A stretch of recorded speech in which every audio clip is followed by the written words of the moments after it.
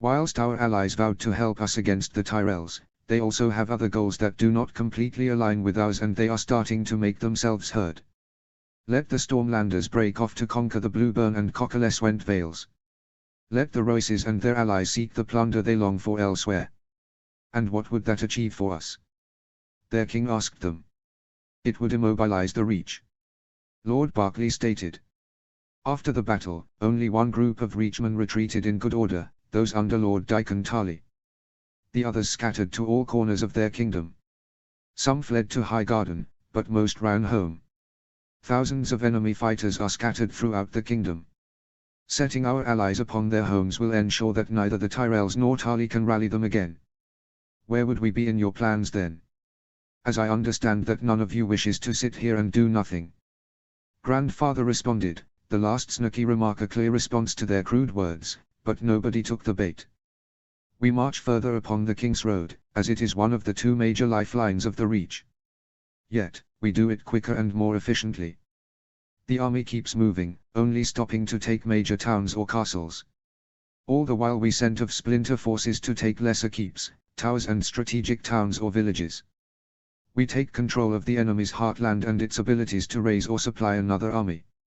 Lord Woolfield explained. There are no major towns or keeps until we reach Appleton. There are dozens of smaller holdfasts and towns, but no major points. King Rob replied. Lord Manfred Woolfield grinned back in response. Then we will cover a lot of ground quickly. What about Tarley? What if we stretch ourselves or our provisions too thin? Ned Umber joined in again. All our scouts have reported that he has retreated back to either Hornhill or Starpike. Both are at least 200 miles away from our forces. Our outriders have confirmed that his forces crossed the Mandaya a few miles west of Cider Hall. If we march quickly enough and keep watch of all possible crossings, nothing unexpected of note can happen to us before we reach Appleton. My cousin will gladly volunteer some of Barrowton's riders to increase our number of scouts in the area. Ed Eric Dustin added. My brother Morgan was killed fighting against Tarley's soldiers.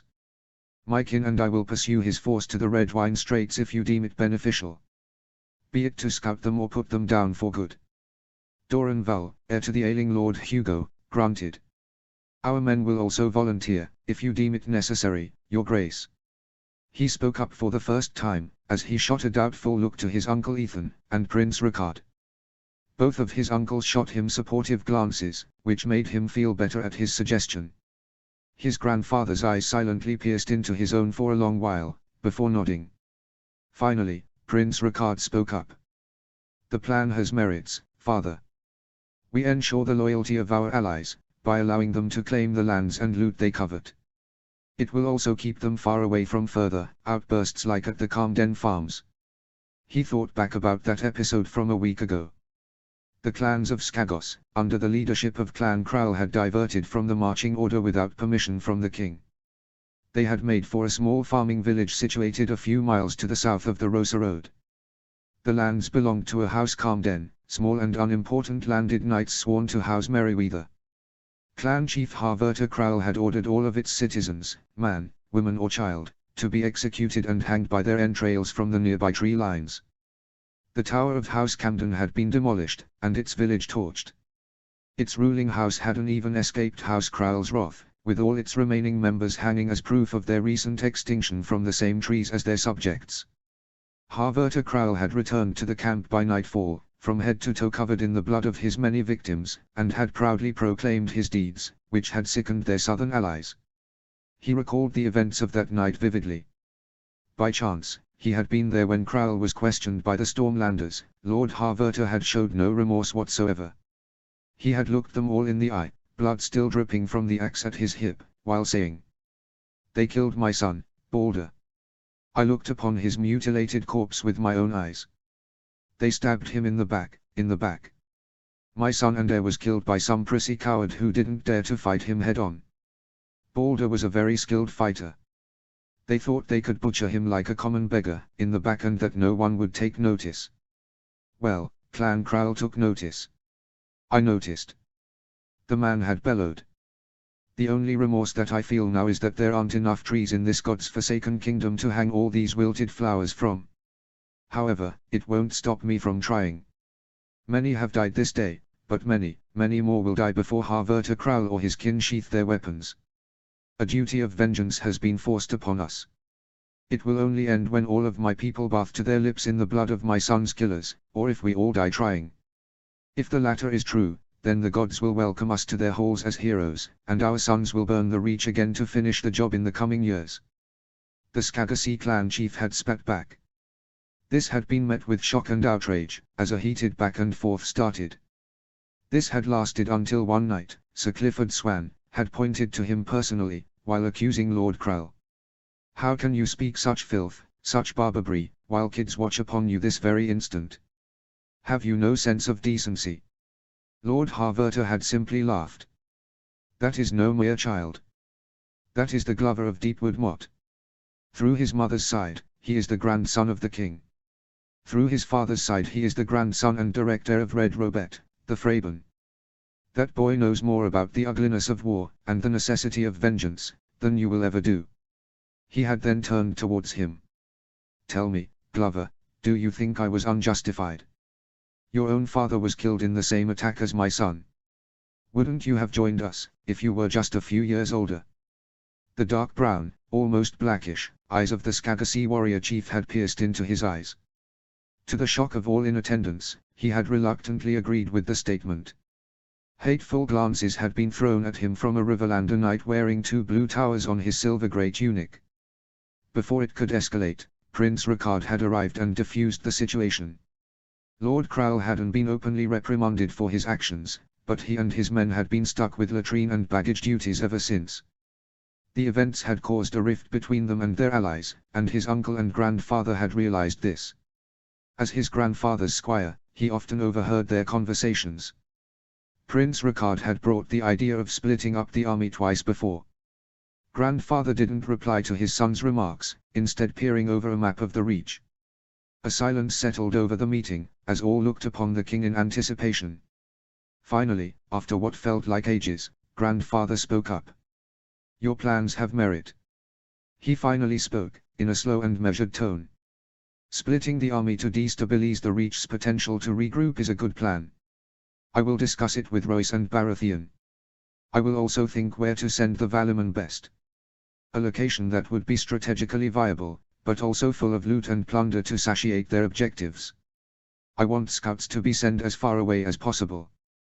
From Golden Grove to Cider Hall, I want no surprises. If possible, we even let them cross the Mandaya until they reach White Grove. I count on the men of houses Dustin, Glover and the clans to bolster the numbers of our outriders so they can do so. He shot a lock across the table, even locking eyes with him. He timidly nodded under the stern icy blue gaze. If there are no further grievances, I would like to end this meeting. I must prepare an army to march in the coming days. None said another word, and they all filtered out of the command tent. Rion waited on him at the exit. What are your duties for the day?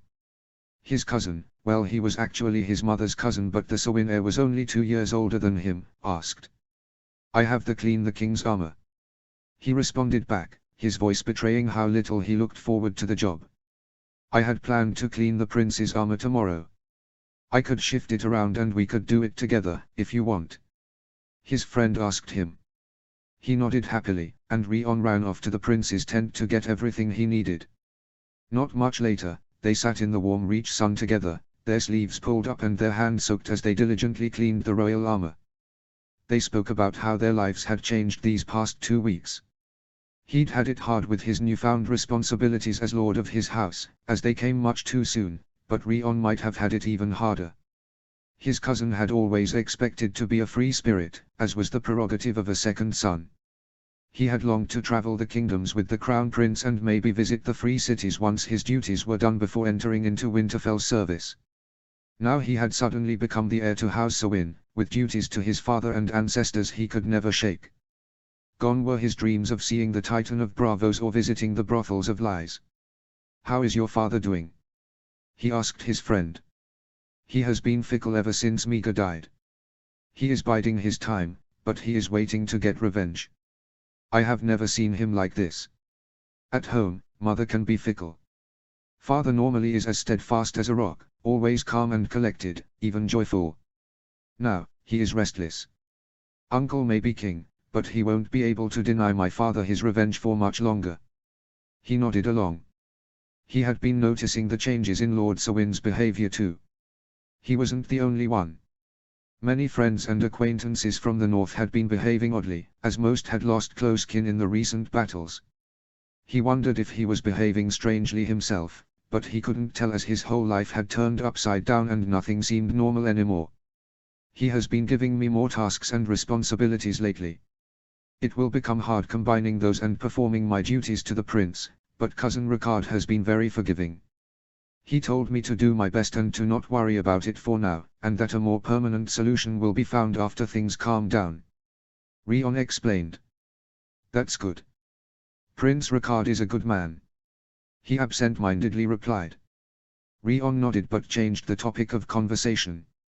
And you? How are things going for you? He shrugged. My uncle Ethan has been an enormous help. He has taken command over my family's troops in my name.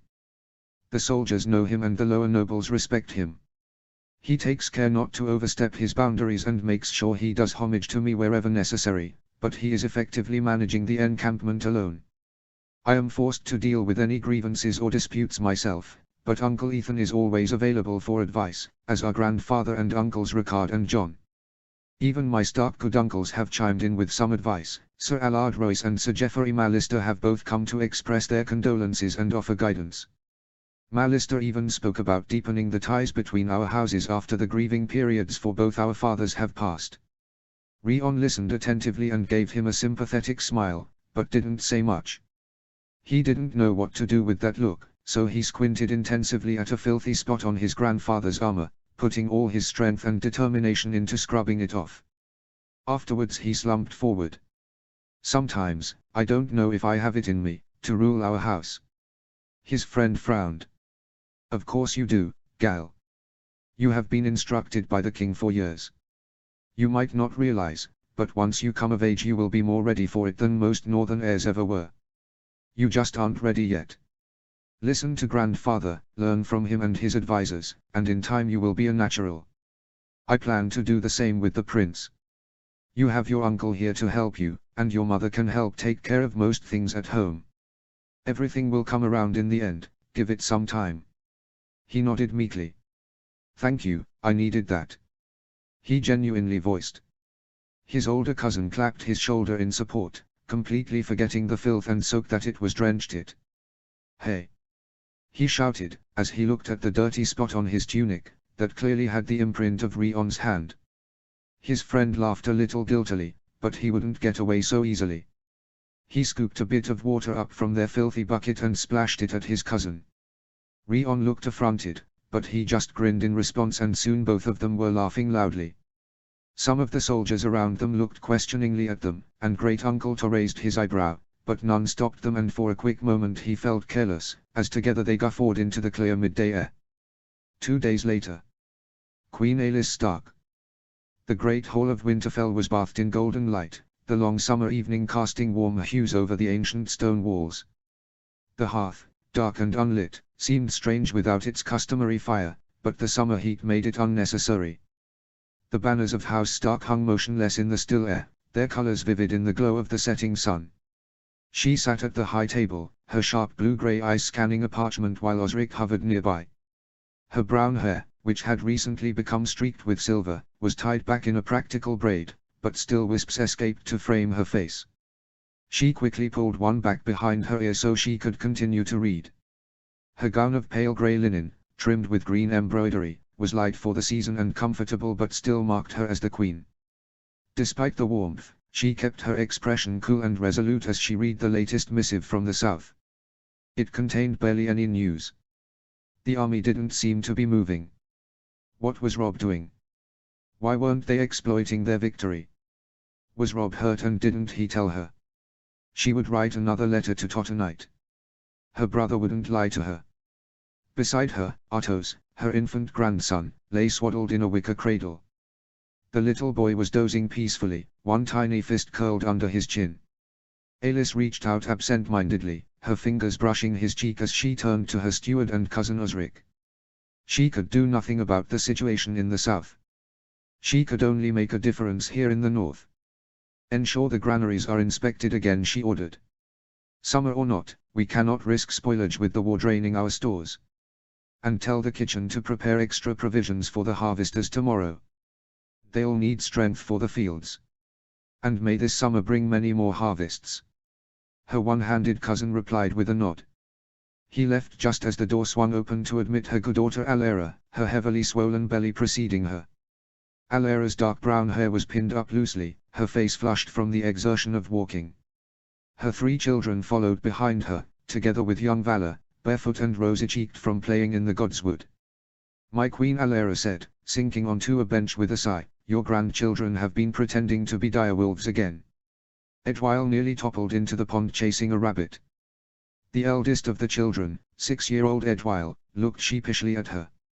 It was a fast rabbit, grandmother, he said, his wide eyes pleading for forgiveness. She suppressed a smile. A fast rabbit indeed, she murmured, ruffling his hair. But a wolf must know when to wait and when to pounce, Edwile. A lesson for another day.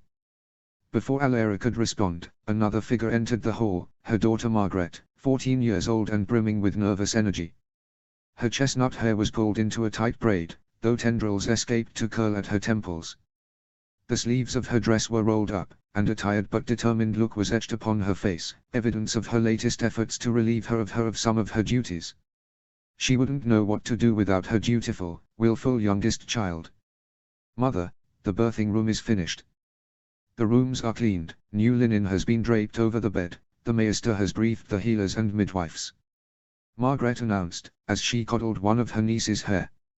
Alice looked up, her expression softening as she regarded her youngest child.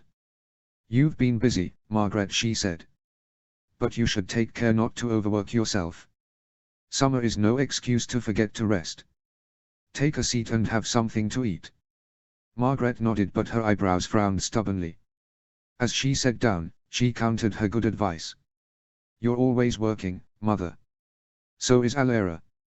It would be unjust for me not to help, besides the gods know that you can use it. She laughed loudly at her youngest daughter next to her. After composing herself, she placed a hand on Margaret's shoulder. You are right, and you do help, my little wolf, she said gently. But there is strength in pacing yourself. The north needs its stalks strong, not worn down like an old saddle. Margaret hesitated, her defiance softening into a faint smile. That includes their Stark Queen, mother. She shook her head at her daughter's defiance, but let it slide. Now that Alara was expected to give birth at any moment, she would have need of Margaret's help, and her daughter knew that a little too well. She herself could not leave. The battle had shaken the north to the core. She needed to remain in Winterfell to provide stability to their vassals, but maybe she should send the girl to Castle Sewin for a few days, to keep her Aunt Arya company. Her good sister had not been in a good state since she had received the news that her eldest son had died in the fighting.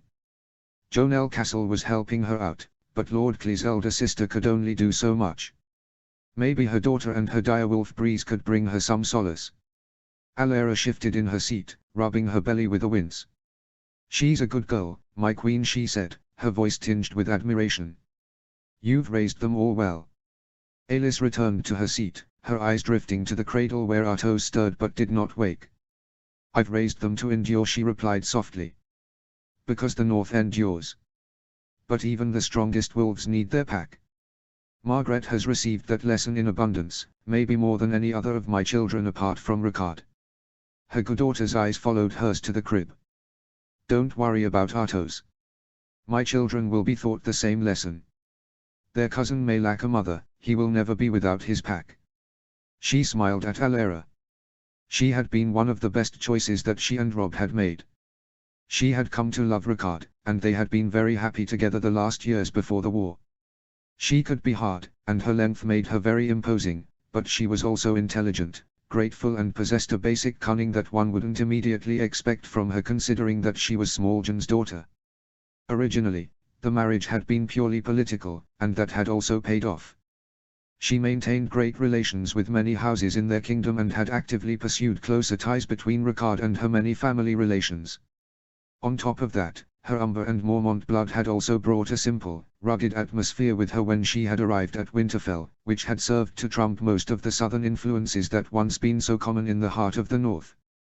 Her initial ladies consisting of Mormont and Umber cousins, daughters of clan chiefs from the northern mountains and even one from the Wolfswood clans. She had worked actively to broaden this, and a Hornwood and Sumber cousin had also joined her together with a Flint and Riverlander cousins Ilyana Goodwood and Melissa Blackwood. Together they had formed an active and imposing presence of old gods believers in her halls. For political reasons, she had partially countered this, and had herself taken daughters from houses Peach, Deary, Deddings and Brune as her own ladies, but nonetheless it was clear that the continuous southern presence was much less, especially since her good mother had gotten sick last winter. Lady Caitlin had suffered a stroke 4 years ago, at the blessed age of 61 years old. Due to the good care of Maester John O's, she had survived the ordeal, but she had never fully recovered and had stopped actively partaking in the running of the household. She spent most of her time travelling to and from the dread fort, Moat Cailin or Castle Serwyn to see her children and play with her grandchildren. As her thoughts ran rampant, the hall settled into quiet as the sun dipped lower, casting long shadows over the stones. Her 2 eldest grandchildren Edwile and Linnera had run out to play with Valor, Margaret and Breeze, while little Arana had fallen asleep with her head on her mother's lap. For a moment, the weight of war seemed distant, held at bay by the fleeting peace of the season, but it all changed in an instant as Alara loudly gasped. Her head shot towards her good daughter, who looked back at her with wide eyes. "My water just broke," she uttered, as little Arana started crying from suddenly being woken up. Her grandchild was a little early, but in some way, she was just in time now that every preparation had been finished. She jumped up and picked up her granddaughter from Alara's lap, absent-mindedly comforting the little girl. She snapped orders to the guards and servants in the hall, 2 guardsmen immediately coming to her good daughter's aid, while servants ran to get the maester and the midwives. Little Arana looked concerned about her mother as Alara was guided by her ladies towards the rooms prepared for the birth. "Is Mama in pain?" the little girl asked her. "No, don't worry little she-wolf. Your mother was just surprised. Your new brother or sister has just announced that he or she will be arriving soon, and she must prepare for the arrival, but she is not in pain. Come, let us find your siblings and your Aunt Margaret. You can play together with them while I will help take good care of your mother." This seemed to placate the little girl, and together they walked out of the great hall to the children and direwolf that were playing outside. Lord Roderick Dustin took the crying little Artos in the other direction, to the nursery. You could say a lot about old Lord Roderick, but he doted on his newborn grandson. The whole of Winterfell seemed to have jumped awake from their blissful little summer nap, as they prepared for the arrival of another Stark pup into the world. 10 days later. Prince Ricard Stark. The warm sunlight of the Reach poured through the tall, arched windows of the Appleton Solar, gilding the room with a golden glow. He stood apart from the gathering, his frame outlined against the vibrant fields beyond. The tapestry of the Reach stretched as far as the eye could see, rolling hills quilted with orchards heavy with fruit, pastures dotted with grazing sheep, and distant villages cloaked in green and gold. It was a land of abundance, so different from the rugged, unforgiving north he called home. For a moment, his gaze lingered on the scene, as he contemplated how different his people's lives would be with these resources at their disposal. Contradictorily, he longed for the snowy wastelands that were his home in winter, now more than ever. Behind him, the room buzzed with the low voices of war. His father was seated at the head of the long oak table, his auburn hair, streaked with white and grey, catching the sunlight as he leaned over a group of maps sprawled with markers and scribbled notes. His brow furrowed as he spoke, which happened more and more frequently ever since his Uncle John's death. Around him gathered his bannermen and allies, a grim assembly of the staunchest northern lords and Riverland commanders.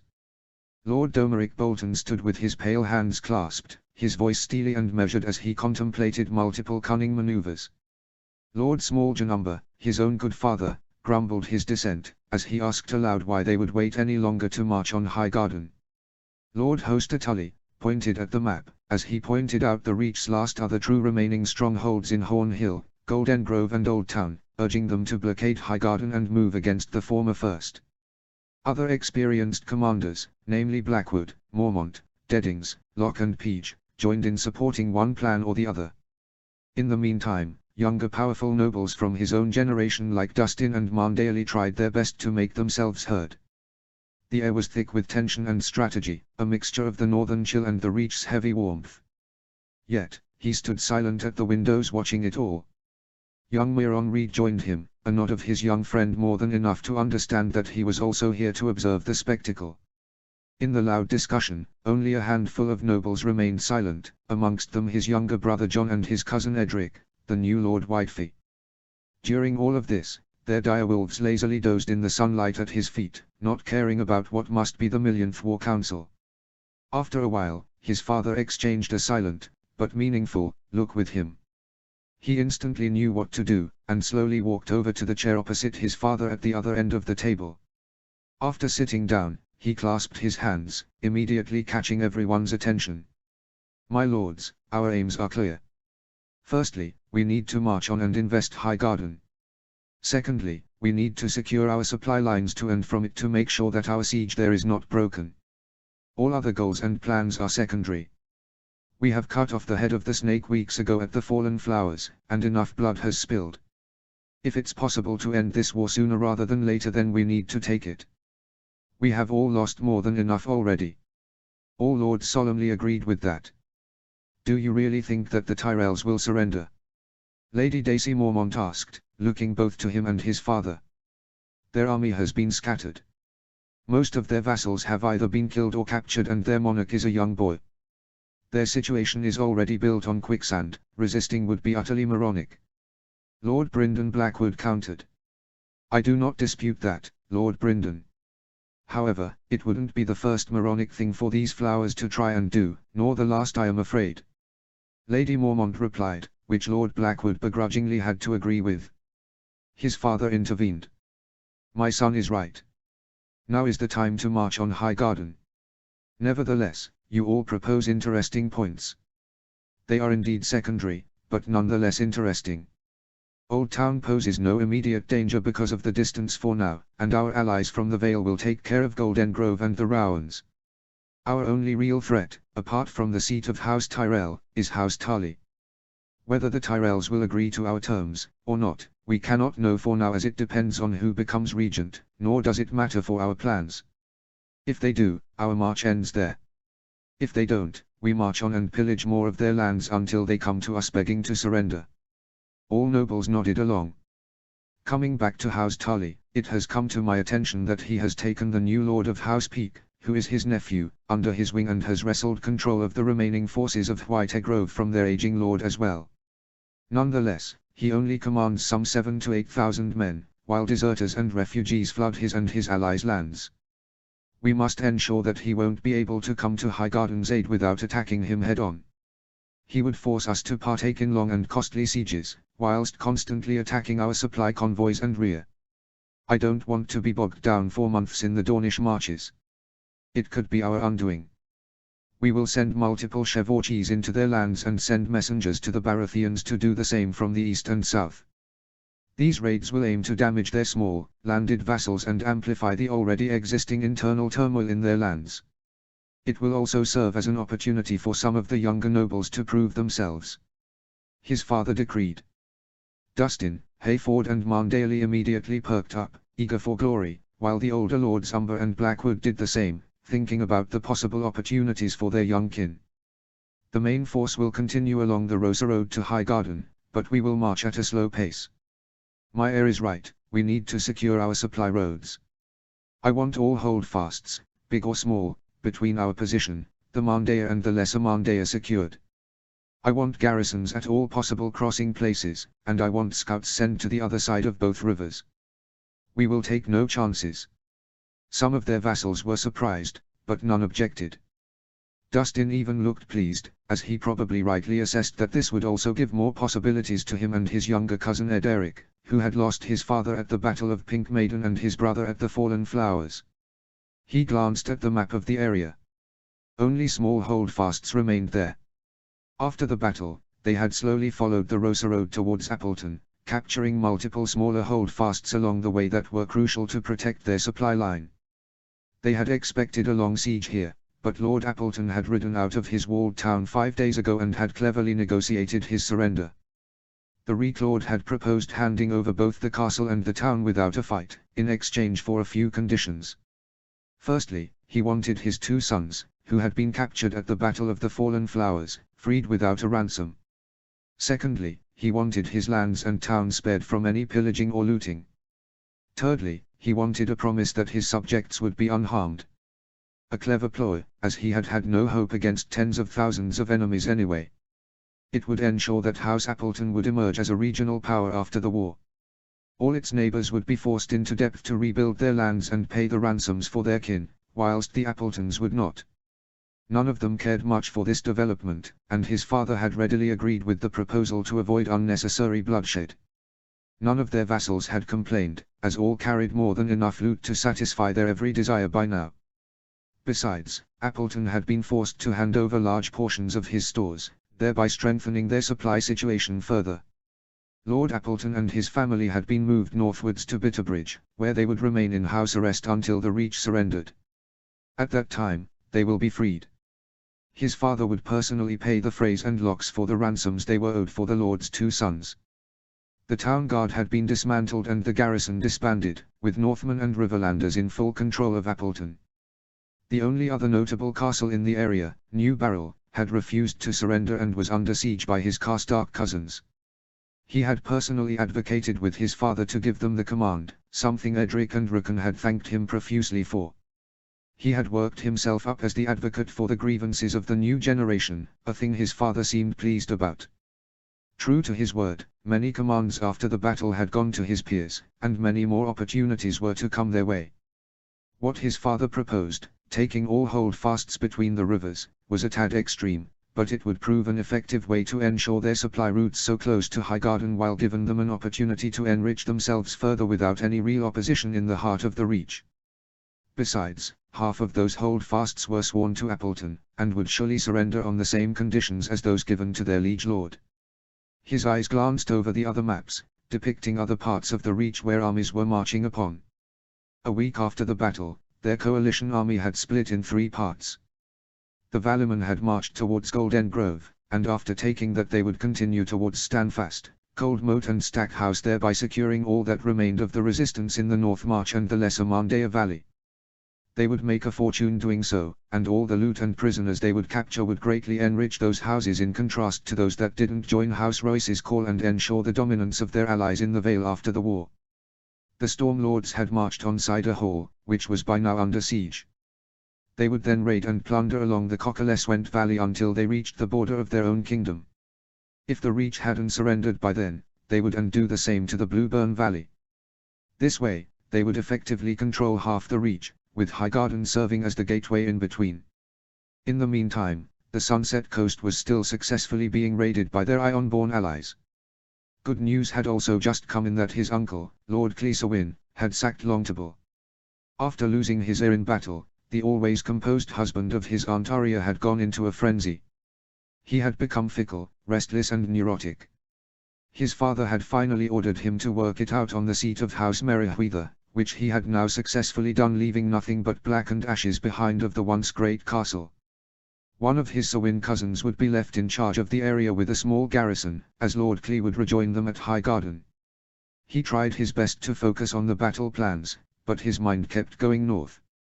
This morning, news that had come from Winterfell. His wife, Alera, had given birth to their 4th child, a son. He was healthy, and she had named him Benjen, after his young cousin who had perished in the battle. It was a good and strong name with a lot of Stark history. At least 2 kings in the north had the same name, and his late grandfather had had a younger brother Benjen who had joined the Night's Watch.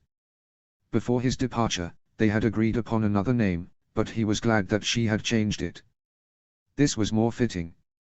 Late Benjen's brother, his cousin Edric, and he had been spending a lot of time together, and Edric would most often be found with either him or his father lately, if he wasn't brooding on his own.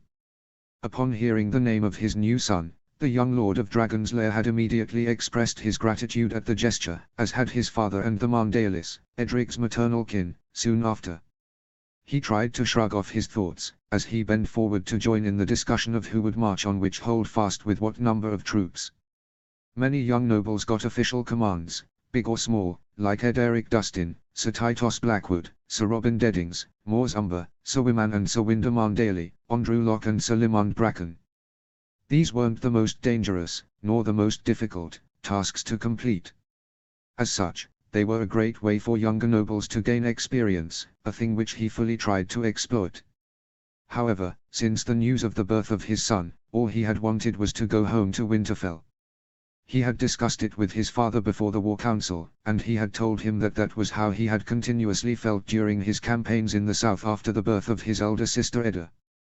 So, it seemed that he would have to accept and endure how he felt now. It would not go away until the Tyrells agreed to their terms. Chapter 96, Trampling the Rose Garden. 29f. King Robb Stark. The morning air was heavy with the scent of roses, though to him, it carried a sharp undercurrent of iron, the lingering memory of blood spilled in distant fields on the road behind him. Before him loomed Highgarden, the legendary seat of House Tyrell, its beauty undimmed by the fires of war. The castle rose like a vision from a minstrel's song, its pale stone walls entwined with flowering vines and its towers crowned with banners bearing the golden rose of House Tyrell. The lands around it were a riot of life and color, fields of sun-dappled green, orchards laden with ripening fruit, and the endless expanse of the Mandea glinting like liquid silver in the distance. It was a vision of beauty, but he had seen enough beauty tarnished by war to know its fragility. Highgarden may appear majestic and unbroken, it had been clear that war had also come here. Some fields around it seemed to be trampled by the remnants of an earlier army encampment, and the wreck of an iron-borne ship could be seen a few miles upstream. He reined in his horse at the head of his host, their banners snapping in the light breeze. His auburn hair, streaked now with the beginnings of grey at the temples, glinted in the sunlight. The crown upon his brow felt heavier than it had on the day he first donned it, weighed down by the cost of years of conflict and the recent loss of friends and family. Behind him moved his victorious army, grim-faced northerners, scarred but loaded with gold, alongside river lords who were on the cusp of achieving revenge for their ill-fated and foreign-orchestrated civil war. Many of his most important nobles rode around him, like Umber, Dustin, Malister, Tully, Mandaeli and Daeari. Some looked happy, eager for the possibility of this war ending soon. Others looked stoic, not believing that the Tyrells would give up yet. It would all depend on who came out of that gate to talk to them. As he neared, and his army spread out to set up camp, the castle gates creaked open, and the delegation of House Tyrell emerged. At their head was Lady Muriel Tyrell, widow of the slain King Garlan and now regent of the Reach. Born of House Peak, she brought with her the scheming and zealous ways of her ancestral house. She carried herself with the poise of a queen who refused to kneel, her emerald green gown trailing behind her in the saddle like the stems of the golden roses embroidered across its silk. Her face was pale but proud, framed by dark hair that fell in soft waves upon her shoulders. Though grief lingered in her features, her eyes, deep pools of blue threaded with untamed anger and steely resolve, assessed him as a woman that was used to getting her way. A woman whose fighting spirit was not yet broken, and that he would still have to break. He sighed internally at this observation, and the Reach's choice for negotiator as he would have rather talked with her good mother, Lady Tala Tyrell, although his face betrayed nothing. The lords and retainers who followed her looked less certain, their expressions uneasy as they cast furtive glances at the moving northern host. Yet, after Lady Muriel dismounted, her steps did not falter as she approached. Her chin was high, her gaze sharp, as though daring him to believe that the war had truly ended. Behind them, the golden rose of House Tyrell fluttered defiantly above the castle, a symbol indicating of a house refusing to accept its loss. He dismounted amid an honor guard that Tor was creating on the spot, handing the reins to his squire and grandson, who had recently become the new Lord of Deepwood Motte. Galbart Glover accepted them without a word, skillfully leading his horse away from them as he himself strode forward with Grey Wind next to him. His measured step betrayed none of the exhaustion that tugged at his limbs. Their eyes met, and for a moment, the air seemed to hum with the tension of 1,000 unspoken words. Lady Muriel inclined her head, but only barely, a gesture that danced on the edge of insult. Stark, she said, her voice smooth and commanding, though it carried an undertone of defiance. You stand before Highgarden, a castle that has never fallen, and yet you come as though you are its master. Have you come to pluck a rose, or merely trample it underfoot? His gaze hardened, though his tone remained calm. I come as the victor of this war, my lady. The blood of my men, and yours, stains the fields of the Reach. I would see that no more is spilled. Lady Muriel's lips curved into a faint, bitter smile. A victor, you say? I have not seen the banners of the direwolf waving in the wind above Highgarden, nor above the High Tower, above Old Oak or Horn Hill. Winning a battle does not make you the victor, Northerner. Swords can be crafted anew, new armies can be raised. Inside my walls I have over 5,000 men and provisions to feed them for years to come. You have won nothing but this year's crops on our fields. Your late husband forced this war upon us, and I answered as any king would. Your people need peace, Lady Muriel, not more prideful defiance. Without their crops they will die in droves. Peace. Her voice sharpened, her indignation flaring like the thorns of her house's sigil. You speak of peace and my people's need of food, yet it is your banners that darken our fields, your men who tread upon the legacy of House Tyrell. Do not speak to me of necessity or justice, Stark. You have brought war to the golden heart of Westeros, and you will find that it will not yield so easily. The lords behind her shifted uneasily, and one dared to whisper something, but she silenced him with a glance. His jaw tightened, but he stood firm, his voice calm and unyielding. Enough blood has been shed, my lady. You can rail against the tide, but it will not turn. The Reach will have to adhere to our demands. That is the price of peace. Refuse, and your people will pay a higher one. Lady Muriel stepped closer, her blue eyes blazing as she looked up at him. The Reach does not kneel to wolves who choose to prey to trees, no matter how loudly they howl. My husband and eldest brother may be gone, but I will not see their legacy diminished or my son's inheritance defiled. If you believe your sword is enough to cow us, then you do not know the spirit of this land nor its faith. We are protected by the Seven. They will deliver us victory against your heathen forces. He sighed aloud. This zealous nonsense again, when would it ever stop? I have neither the time nor stomach for this petty game, Lady Muriel. Either you agree to our demands, or you don't. In the latter's case, the Reach will burn. Your crops and valuables will be looted and carried off, your castles and towns will burn, and your people will suffer unnecessary horrors. After that has happened, we will return to these talks with harsher terms. This will repeat itself until either the Reach surrenders, or it has become a wasteland. The choice is yours. What would those demands be? Someone in her entourage asked. He wore the colors of House Firewell. Muriel Tyrell shot him an angered glance, but she then turned back to him and raised his eyebrow. Well? She asked bluntly. Broadly? He asked. You will pay a war indemnity of 3 million golden roses over a course of 15 years. He started, golden roses being the local equivalent of what had once been golden dragons. You will cede lands around your borders. Small tracts of lands from Houses Crane and Oakert to the Westerlands. Larger areas in the east to House Baratheon, including all the areas from the former Crown lands that you received after the last war. The lords there that bow to Queen Shireen may keep their lands, those that don't will forfeit all of them. The Shield Islands will be relinquished to the Ironborn. All fortifications within 30 leagues of the border with the Riverlands will also be demolished. The eyes of Lord Firewell almost popped out of his head. This is outrageous, he cried, but he simply held up his hand in response. I am not done yet. House Florent will be restored to Brightwater Keep, and all its original lands around it. Lord Riam Florent will be given the late Lord Leo Tyrell's only sister's hand in marriage to remove any other claimants from it, after the deaths of her 3 brothers. He continued, as he looked at the young Florent who was standing amongst his Northmen, a satisfied, vengeful grin on his face. The Faith Militant will be outlawed in the Reach, on the punishment of death. The High Septon will be delivered to us so he can be trialed in Riverrun for the crimes he ordered in the Riverlands. On top of that, exclusive trade contracts will need to be agreed to, and ransoms paid for all the prisoners taken. Finally, all loot taken in the war will be formally relinquished. Lady Muriel's jaw tightened, as she started to lash out again. But now she wasn't alone. Most of the lords in her retinue screamed their outrage at him. The hands of his loyal guardsmen went to their swords, but he stopped them. You have received my demands. You have been completely defeated. Your army has been entirely destroyed, half of your kingdom is on fire and your seat of Highgarden will be under siege by nightfall. Know that I will not be this lenient next time. He expressed, his voice hard as ice. Lady Muriel's deep blue eyes had turned into pools of hate. You dare to come here, to the heart of chivalry and faith, and dare to utter these demands. You dare to demand the head of the representative of the gods. You heathens should learn your place.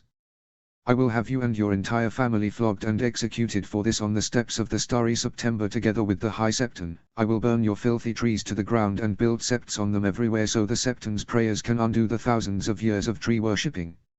She raised uncontrollably, which in turn enraged all his own bannermen, not in the least his own sons. Ricard stepped forward towards her, cold rage clear on his face, as he uttered words with a viciousness that took even him aback. Mark my words carefully now, woman. You will regret having the audacity to speak about my family and gods like that. Muriel's lips curled in disdain. The Reach does not bend to wolves. She spat. You come with your banners and your blades, thinking yourselves conquerors. But Highgarden stands. Our fields bloom, and our people endure. You have won battles, yes, but the Reach will never kneel to the likes of you. Ricard's eyes narrowed. Your pride blinds you, my lady, he said, his voice laced with quiet menace. Look around you. Your golden knights lie broken in the fields. Your harvest, if not stolen, will rot in the ground, your rivers will run red with blood, and your precious roses will wither. You think your defiance is noble, but it is a death sentence for your people. Muriel raised her chin, refusing to shrink before him. Growing strong are the words of House Tyrell, heathen. The Reach has faced ruin before. We have endured dragons, storms, and swords. We will endure you, and afterwards we will grow strong again. Ricard's mouth twisted into a grim smile. Endure. Let me tell you what endurance means, my lady. If you force my father's hand, the north will not stop with your fields.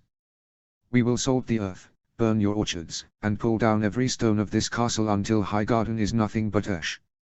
Your people will curse your name as they starve and freeze, knowing it was your arrogance that condemned them.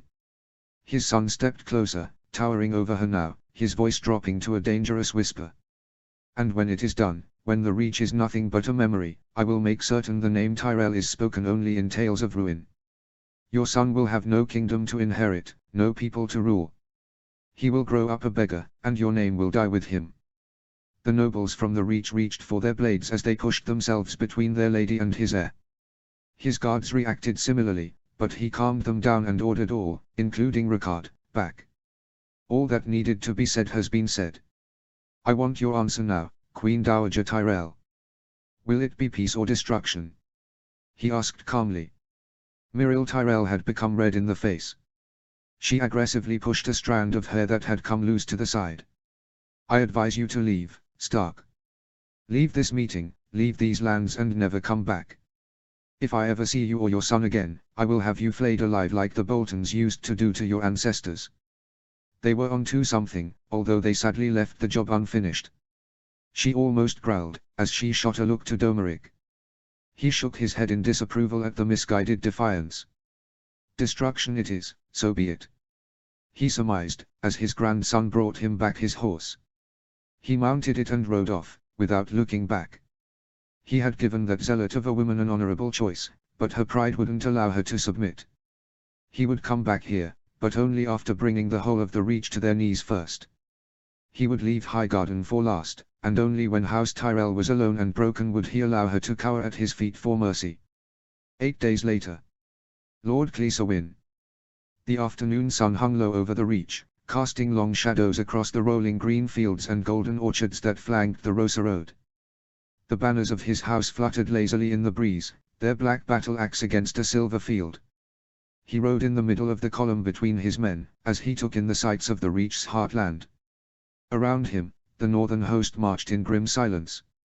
The men of Castle Sewin were disciplined and experienced, and well respected by both the king and his peers for this. Interspersed among them were Riverland levies and soldiers from other northern lords. Dustunbury came into view as the column crested a gentle rise. It was immediately clear how the Mandaealis had built the new castle in its image.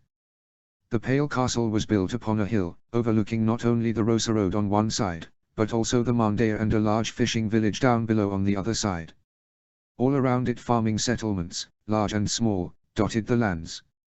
Its fields empty now, abandoned by those who had fled the tide of war. Beyond the castle, smoke curled into the sky, ships burned along the Mandaya, their hulks bearing the sigils of the Ironborn. The Ironborn blockade had cut Dustunbury off from many of its remaining allies to the south and west, and their longships patrolled the waters with impunity.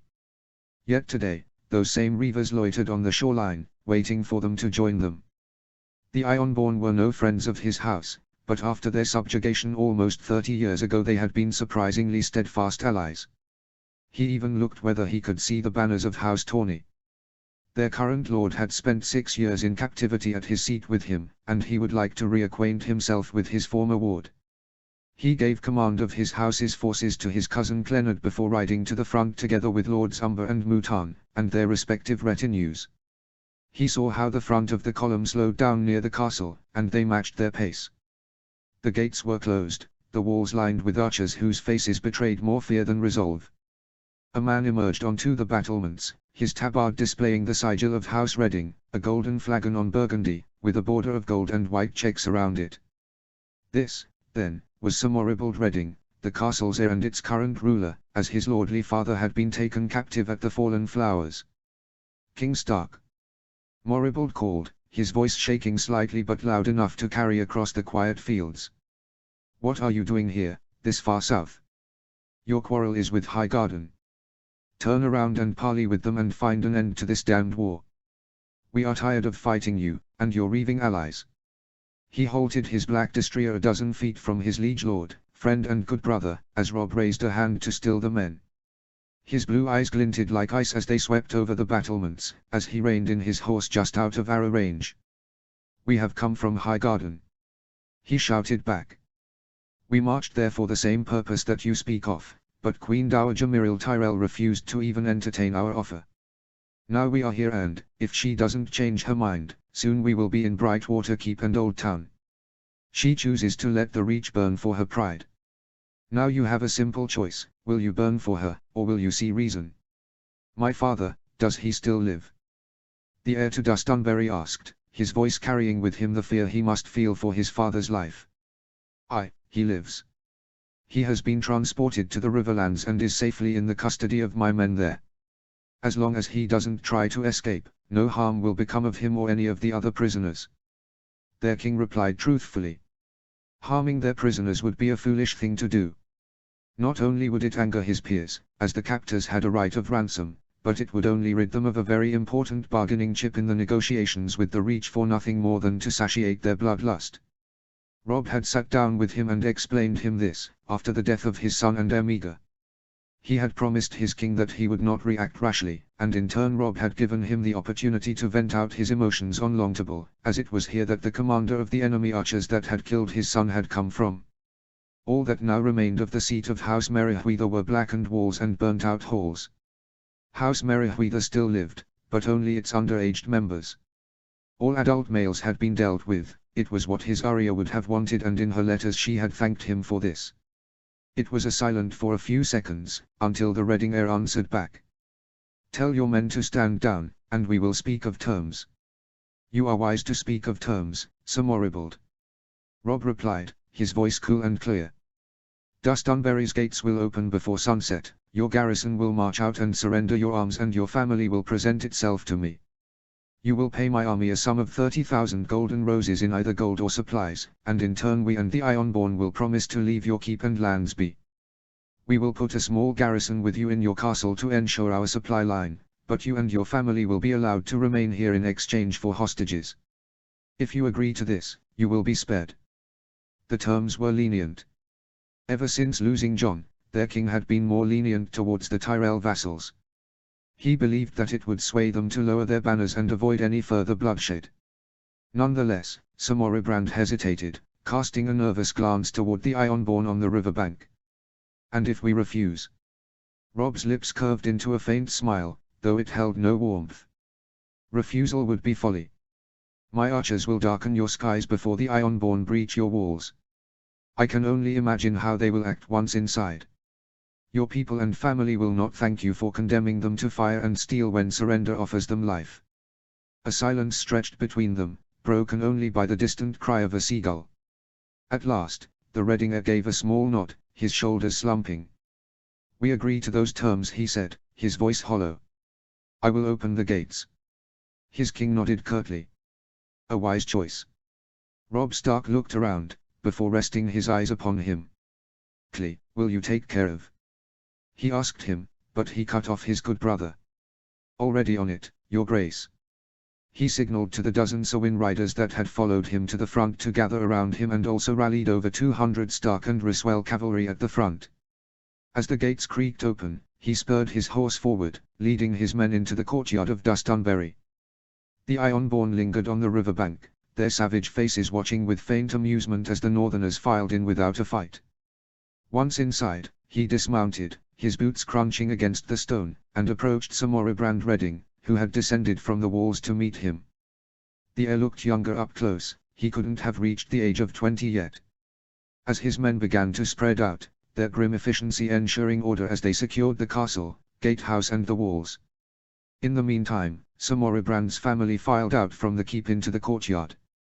When he was done giving orders, he nodded at them but refrained from talking. Not much later, the garrison walked out, as his men took hold of their weapons. Only after that was finished, did his grace enter the castle. All things went very orderly, and Redding quickly paid off his debt by opening his stores to their men.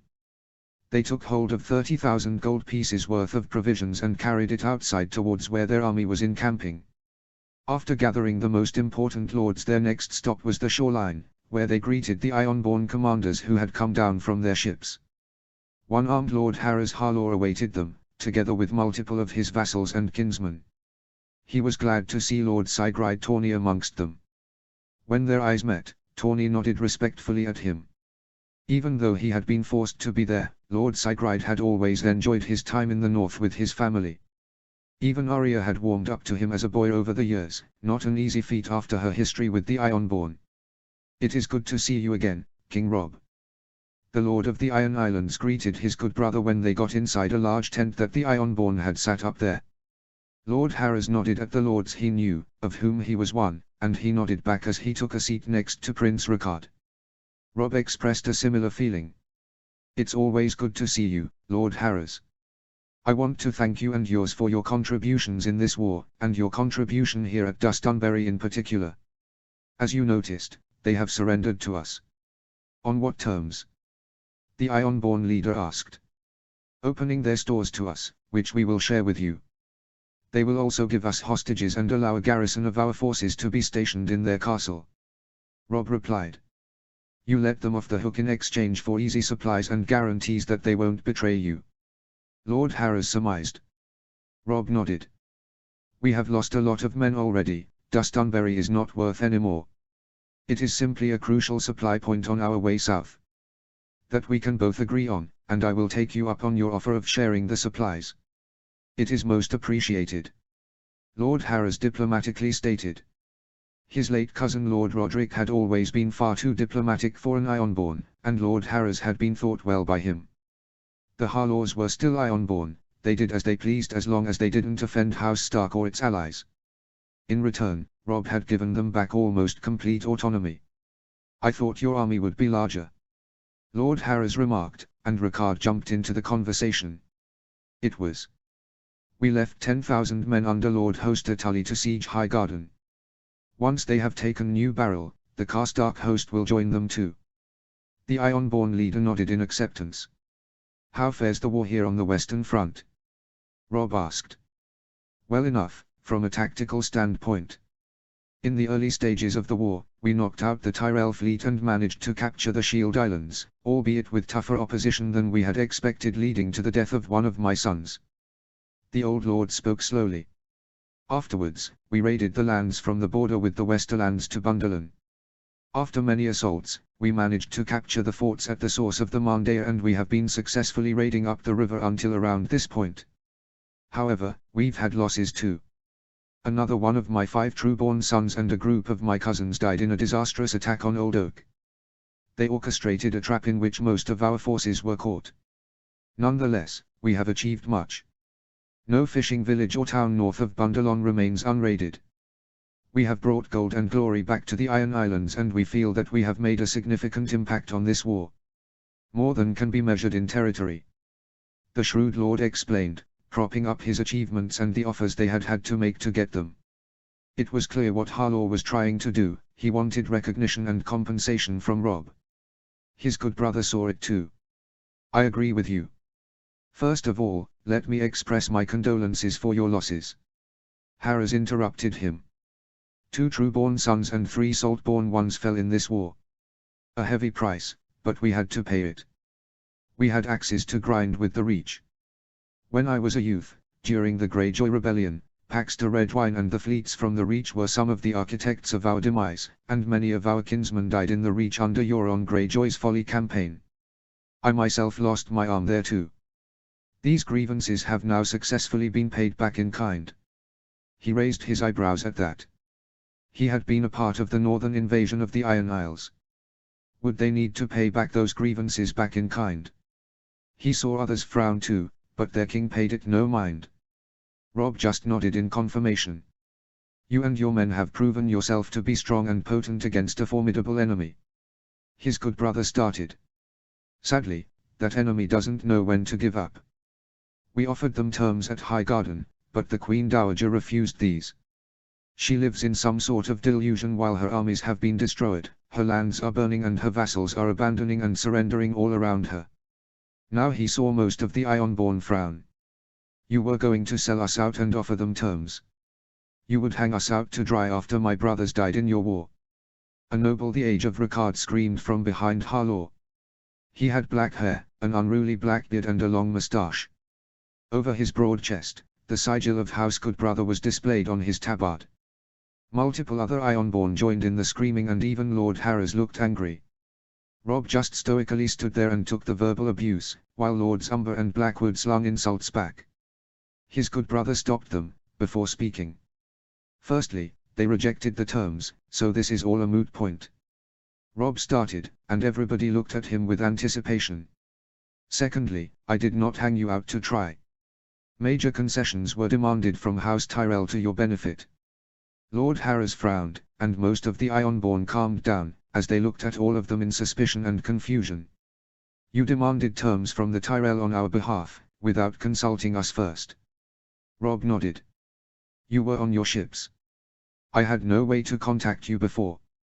How would you know that we would accept? Harlaw asked. I didn't. His king replied. But I would if I were you. May I elaborate? Lord Harris nodded impatiently. There were a few things I asked concerning you and your people. 1. All loot gathered would be formally relinquished. Rob replied, but Harlaw waved it off. Inconsequential. They would never be able to take it back anyway. His good brother just continued.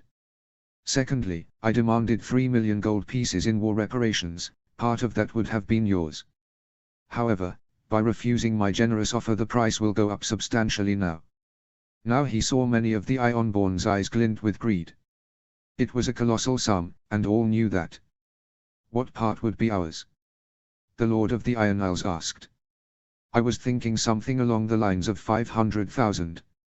However, as the demand increases, your cut will increase to say 750,000 gold pieces. Still an enormous amount, but the division didn't sit right with Harlaw. Originally, we would receive only a sixth of the pot. We deserve much more than that. He grunted. Oh, but you will. Just not all of it will be in coin.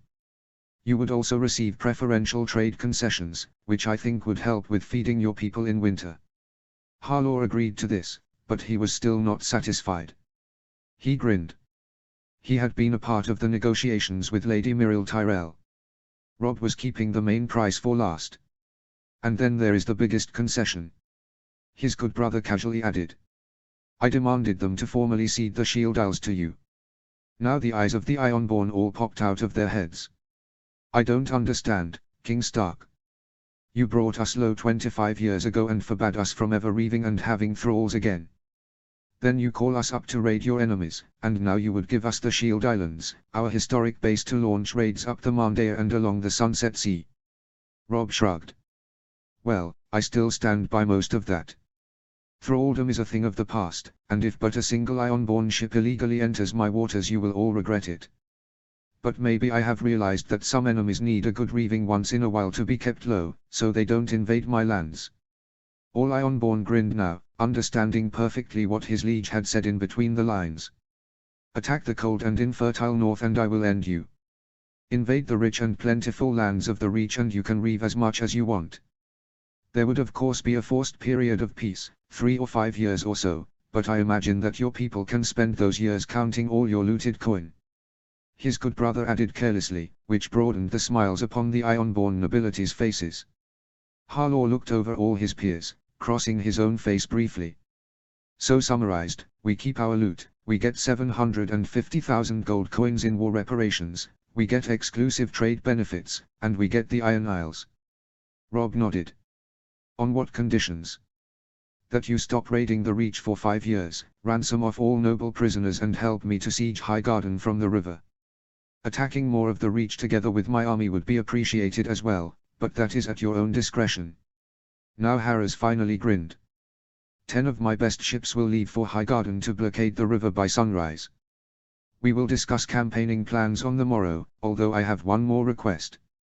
Rob cocked his eyebrow in response. We have lost a lot of ships during this war. We will need wood to replenish it. I will sit down with you together with Lords Glover and Whitefee. I am sure they will find a way to up their export for a good deal. Lord Harris nodded thankfully in response.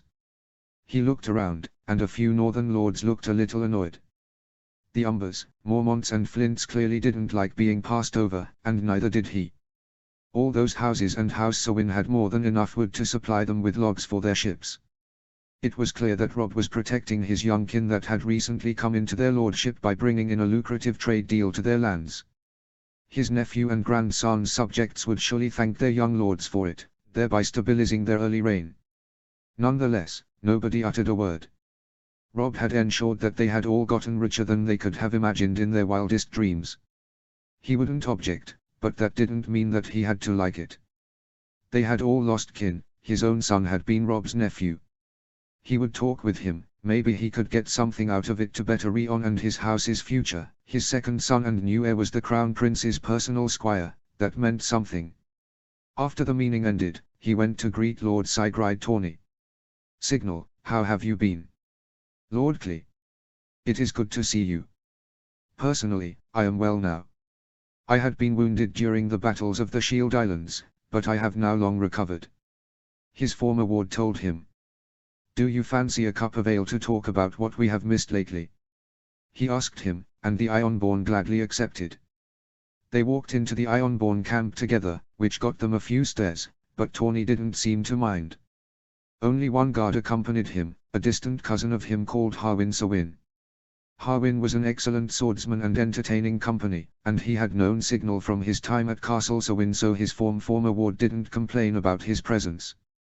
After a few minutes, they reached a part of the camp where he saw multiple sigils of houses Tawny and Awkward, to a lesser extent mixed in with a few others. When they sat down, he asked Signal about this. In this part of the camp most people hail from Orkmont. My house enjoys very good relations my neighbors there. I myself married an Awkward, and one of my wife's younger brothers later married a cousin of mine. Other Tawny or Awkward kin married into cadet branches of other great families or lower-born ones, which comprise most of the other sigils you see here. You did well for yourself. He noted appreciatingly. Signal shrugged. We made do. After the wars, most houses were destitute, and many houses were ruled by women or child rulers, with most of the able-bodied men having died in the war. I had the benefit of having a grand-uncle whose children and grandchildren had all died in the fighting. As you know, my father Balon died during my time in the north. My uncle kept House Tawny afloat, and after my return there were no disputes about the leadership or succession. He served me for 10 more years as an advisor after my return. Only thing that he asked me was that I provide for his new sold children. I happily did. His sons and goodsons now serve as my captains, one even serves as first mate on my own ship. He remembered the distinction about rock children, legitimate children, and sold children, bastards from their concubines. It seemed the grand-uncle had some fun before leaving this earth, he laughingly expressed as much. His former ward shrugged. We had huge population issues after the war. Orkmond lost most of his able-bodied sons, and after most of the thralls were freed our economy plummeted. Lord Roderick Harlaw was right to push the remaining Ironborn to have as much children as possible. We haven't yet reached the population we had during the Targaryen era, and our recent losses will hurt, but we are rapidly recovering. If I can recall from your letters, you followed up on that personally too. Didn't you? How big is your family now? Big, the Ironborn grinned. I have 7 rock children with my awkward wife, 4 boys and 3 daughters. I have 11 more with my 3 salt wives. 2 I got during my adventures on the Stepstones, 1 came from what the Tiroshi call the Disrupted Lands. 4 wives, he whistled. I can barely handle 1. He replied jokingly, while longingly thinking about the embrace of his stubborn she-wolf. Signal let out a chuckle. Not all marry stubborn Stark princesses, Sawin. I will even take a 5th wife. She hails from the Shield Islands. The ceremony will occur once I return home to Orkmond.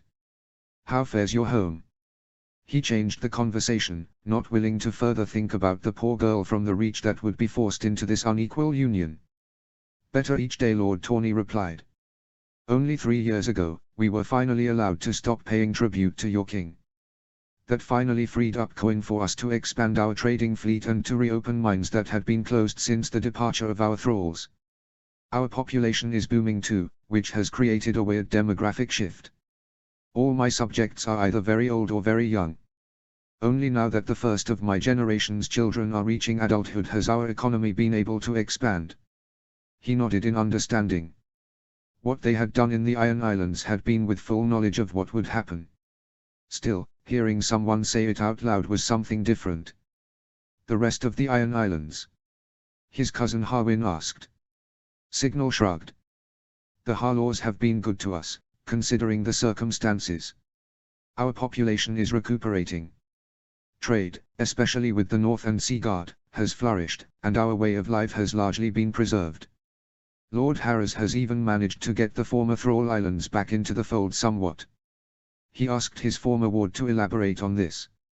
Ever since the war, Lord Roderick and Lord Harris have tried to win over the new nobility on Saltcliffe and Pike with marriages, even some of their kin married into those ill-reputed houses. 10 years ago, the Faith Militant tried to settle upon Saltcliffe with the aid of the family who had taken over the former castle of House Sunderly. Lord Roderick and a few of the local thrall families managed to drive them off the island, destroying that new family in the process. Tawny took a large gulp of his horn of ale. 7 years ago, when Lord Roderick died, others tried to challenge Lord Harrow's succession. Harlaw's reaction was swift, and he managed to defeat his challengers quickly.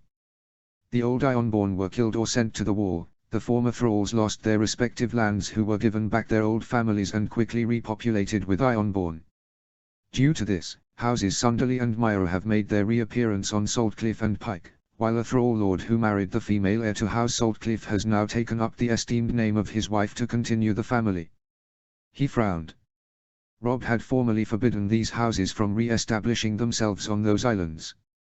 This was a breach of the peace treaty. Don't look so dramatic, Sawin. Your king knows all this. Harlaw communicated it immediately. The Sunderlys and Myers had to pay him to allow this. The latter even sent one of their sons as a ward to the Stony Shore for 2 years. He calmed down. How's your life been, Lord Clee? Still having to tame your wolf princess? He smiled, as he thought of Arya. But I don't think I'll ever manage. We were doing good in the north. My family, my house, even my lands and people were prospering. The food production has expanded exponentially, and our logging, wool and fur exports have risen every year, albeit to White Harbor and Bravos, not to your people. Nevertheless, this war has hit us hard. I lost my niece and her family in the rebellion in the Riverlands and my eldest son and multiple of my cousins in the fighting here in the Reach. My wife lost some more beloved kin too. He vocalized his grief, his voice becoming hoarse at the end. Tawny nodded understandingly. War tends to rip our loved ones away from us. I lost a cousin and a brother in the battles for the Shield Islands. I then lost another cousin and my eldest godson in a failed attempt to storm the fortresses along the mouth of the Mandaya. He looked in the eyes of the chiseled man that he had known as a boy. Do you think it all worth it? You knew Meager briefly. Can his dead ever be worth it? He asked. His former ward scratched the scruff on his cheeks in thought. It depends, really. For my house my brother's sacrifice was.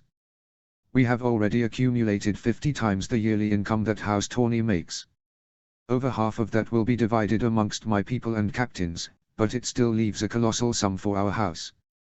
With it, I will better our future. Out of respect, I will put some of it aside for my brothers and cousins' children. Dowries for their daughters, apprenticeships and the means to build their own longships for their sons. That is how they would have wanted it. Besides, what is dead may never die, but rises again, harder and stronger. They feast in the halls of the drowned god now. I will join them there when he deems it is my time. The Iron-born noble then looked him into his eyes. You must have faith that Meager is with your gods now. You will see him again there, when they call you to them. All you can do now with the days and years that you have left is to make sure that your house and family prospers. If you can do that and tell him this in the house of your gods, then he will tell you himself that it was all worth it. To his surprise, the idea brought him great comfort. They talked until late into the night, and over time many other Ironborn fell prey to their curiosity and joined them in their conversations. When he finally stumbled back to his camp, Harwin dutifully making sure that he arrived there safely, he drunkenly thought back about his earlier conversations. He decided that he would take the Ironborn's words to heart. He would also keep in contact with Tawny. Maybe he could go with Rion to Augment on a trip after he was done squiring for Prince Ricard. It would do the lad good to see some more of the world, other parts where the inhabitants weren't burning or trying to kill them. 2 days later. Prince Ricard Stark. He walked up the stairs of Dustunbury with Sir Dickon Brune, his ever-present shadow, behind him. In his hand, he held the scroll that had just arrived by messenger. He looked at it and grinned at its contents. It came from Ederic Dustin, who was currently leading a force of 600 men with only one simple mission, to burn as much of the Talis borderlands as possible. It seemed that he was doing a good job. The scroll mentioned that he managed to raid 2 small hamlets, before capturing the tower of an insignificant landed knight. Some distant Tali cousin had counterattacked them, and Edarian had managed to ambush him and his force in some small village. The result? Sir Alan Tali and 200 of his men dead or captured for only 50 of the Dustin men. Edarian mentioned that he would be retreating now, before a larger force showed up. Lord Tali didn't have enough men as it was, losing men left and right like this was not sustainable for him. He almost felt pity for the man. He was a great military commander, but there wasn't much he could do. While Dustin raided him from the west, the Freys raided him from the north and the Stormlanders raided his lands from the south and east. Even if one of the raiding parties was defeated, they could afford to send another. The Stormlanders had vigorously started raiding the peaks and Talis, ever since Prince Robert Baratheon had won a great victory over Houses Fowler and Val in the Dornish marches, killing both lords in the process. The victory had even shaken the Martells awake, who had already made peace with the Stormlords in name of their rogue vassals. The rebel Dornish houses had to pay hefty war indemnities, and the Martells granted the Stormlanders some trade benefits in certain key trading towns. The second son of the late Lord Val will serve as a hostage at the court of House Dondarrion. House Martell will be the guarantors of the treatment. Failure to comply with any stipulation of the treatment would result in all-out war between Dorne and the Stormlands, which the former desperately tried to avoid. Without allies, and effectively encircled, Tali was caught between a rock and a hard place. If he rode out to meet his opponents in the east, their troops pounded on his lands from the north, south and west. Whatever he did, or didn't do, his border areas would burn. Soon they would penetrate deeper and deeper into the Tali lands, devastating the Marcher Lord's economic strength and prohibiting Tali from supplying another large force. He was exactly where they wanted him, practically alone with no way out of his own lands, as they burned all around him and his people and kinsmen slowly fell to their relentless attacks. Those were the consequences for killing their loved ones. He entered the hall on the second floor and took a right, until he was in front of the lordly solar which his father had claimed as his own. In front of it stood Sir Jeremy Biglestone. "Welcome, my prince. Your father is expecting you," the loyal Wolfsguard told him, as he let him pass through, while Sir Daikon quietly took his place next to Sir Jeremy at the other side of the door. He entered the southern solar, which bathed in the midday light that reflected off the white stone. His father sat at the desk, while in front of it stood 3 men. He greeted the first one, Lord Riam Florent, fondly. Riam was only a lord by name, a courtesy that his father had granted him to reflect his claim on Brightwater Keep. Nonetheless, Florent had proven himself capable and useful during these last months of the campaign. Initially, he had brought them coin and excellent Isozi mercenary light horsemen. Afterwards, he had been able to rally another 100 reachmen that had become disillusioned with the Tyrells. They all hailed from the lowest houses or were simple hedge knights, but they knew the area and this had helped them greatly when they needed information. Lord Riam had also helped to convince a handful of lower lords to surrender instead of fighting to the death. This had in turn earned him the gratitude of his father, who tried to diminish bloodshed as much as possible. He looked to Lord Riam's side, where the 2 younger men stood, the youngest one barely having hit puberty. They wore the Florent colors, and they both sported similar features as Riam. "Welcome my son," his father commenced as he slipped him the note from Ederic Dustin. "You know Lord Riam well enough." He started the customary introduction, while reading the note. His face was a mask, not showing any emotion as he took in the news. The eldest son of the late Lord Alekhine bowed lowly. "As always a pleasure, Prince Ricard." He grinned at the southern antics but answered the greeting warmly and with respect. "Lord Riam's younger brothers, Sir Alistair and Squire Owen Florent, have arrived from Pentos this morning," his father explained. "It is a pleasure to make your acquaintance, sirs. All kinsmen of Lord Riam are welcome with us." He politely spoke, which seemed to please all 3 Florents. "How was the journey?" "Uneventful," the eldest of the 2, Sir Alistair, answered. "We sailed from Pentos to Riverport and then travelled here by horse. Our retinue was large enough to ward off any looters. They brought with them another 30 Isozi sellswords, as well as a similar number of knights and soldiers with West AOC heritage. Old followers of their father and their now adult sons," his father explained. Both brothers nodded. "We have vacated Pentos completely, the women and children remaining in Riverport for now until we have safely reclaimed our ancestral lands," the youngest one proudly proclaimed.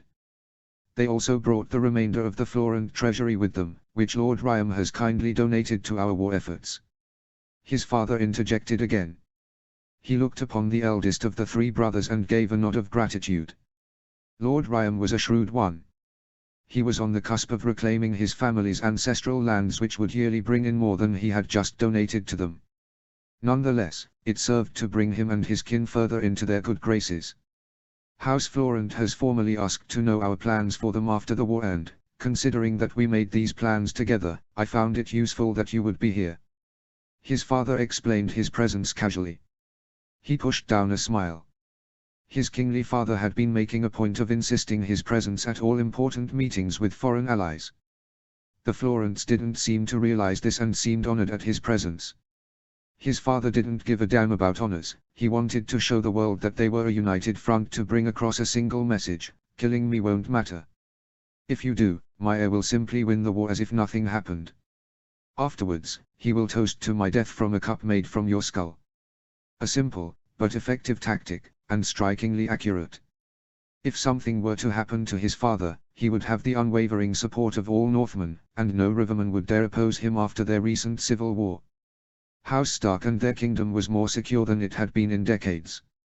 If something were to happen to his father, his first order as king would be to make sure that the culprits' houses would fade into oblivion after handing them truly gruesome ends. It was his father's idea that this warning needed to be shown for all to see.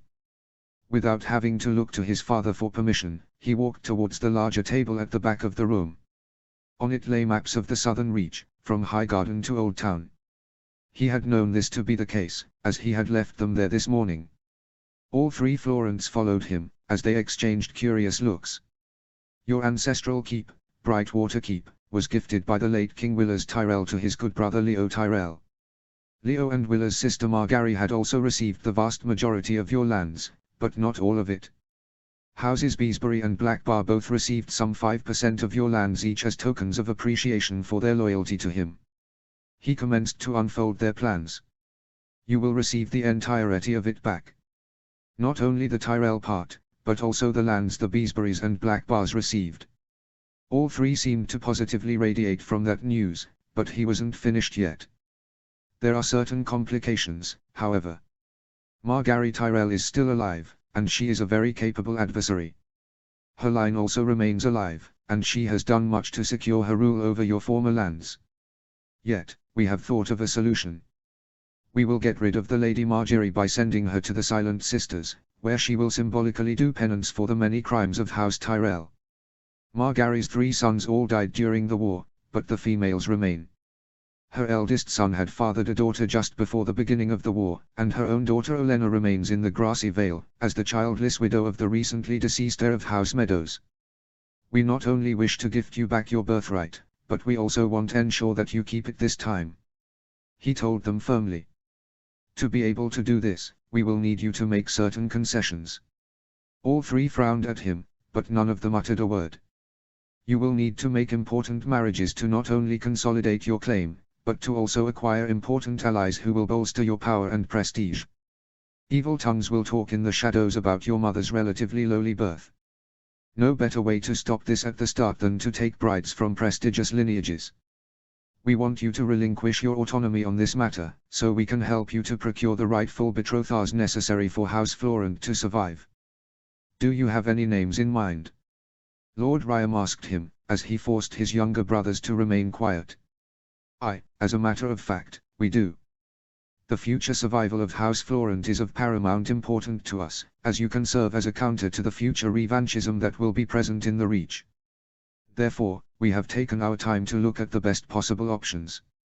He picked up 3 sheets of parchment and offered one of them to each of the Florents. On each stood a description of a young lady.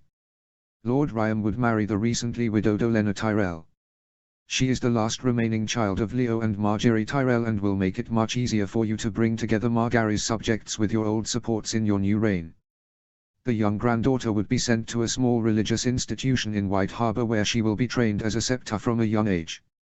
This will leave Olenna, and your future children together, as the only remaining heirs of the Tyrell line of Brightwater Keep. None will ever dispute your claim to your rightful lands in the future. He started.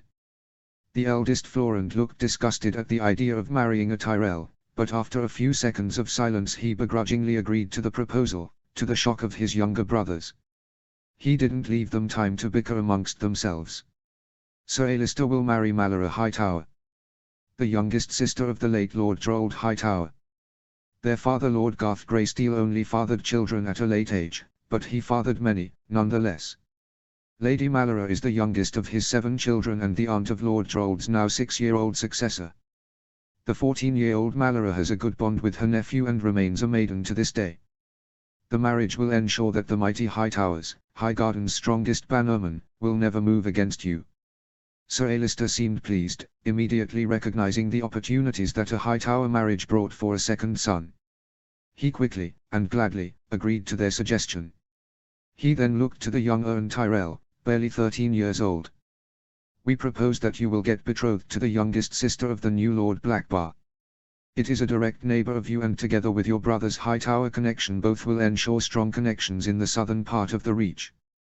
Ern looked doubtful, but Lord Ryam immediately agreed to it in his stead as he saw the merits of the proposal. However, the oldest Florent was skeptical about something else. Why would you think these houses would agree to this? Our Ironborn allies have ravaged the Blackbar lands, together with our own coast at that.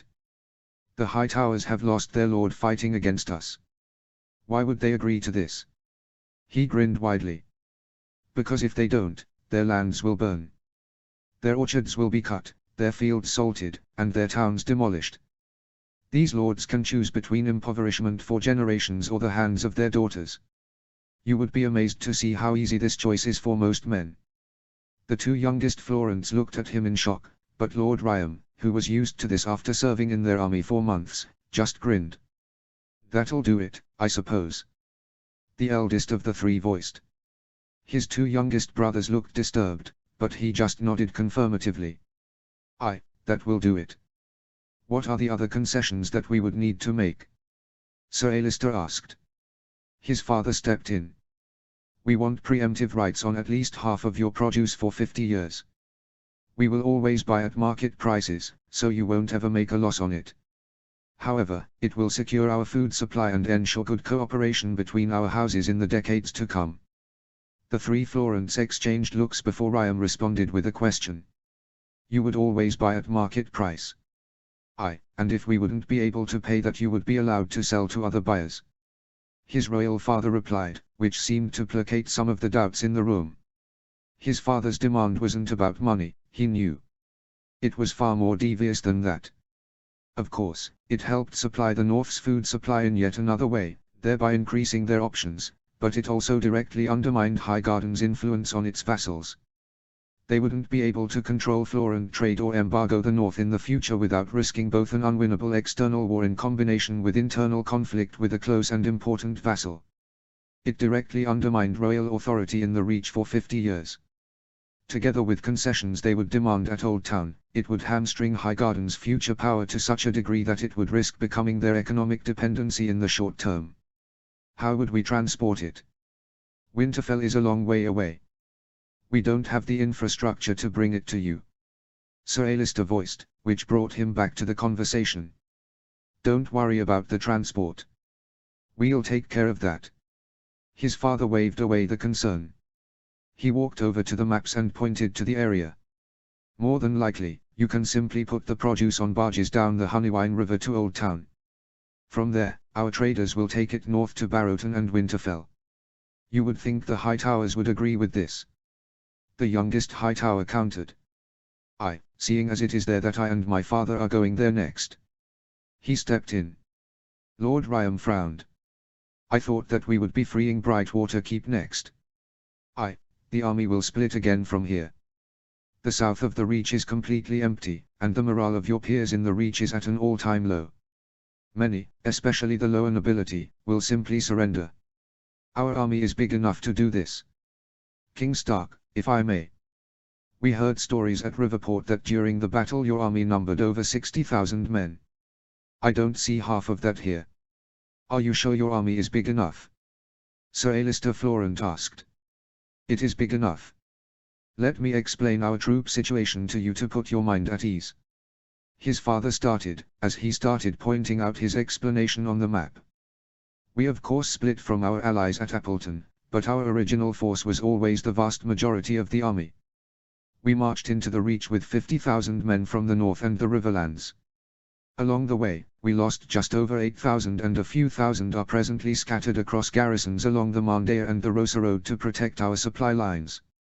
I left 10,000 at Highgarden under Lord Hoster Tully, and the Karstarks will also join them once they have dealt with New Barrel. Another 1,200 are presently raiding the lands of the Talis and Peaks. This leaves us with just under 25,000 soldiers here, with the addition of the troops you command directly and thousands of our Ironborn allies who have expressed their will to coordinate with us. His father pointed out, and he respectfully remained silent. There is not much to counter us. Tyrell emptied most of the lands of troops and only around 3,000 managed to flee back south of Highgarden in small groups.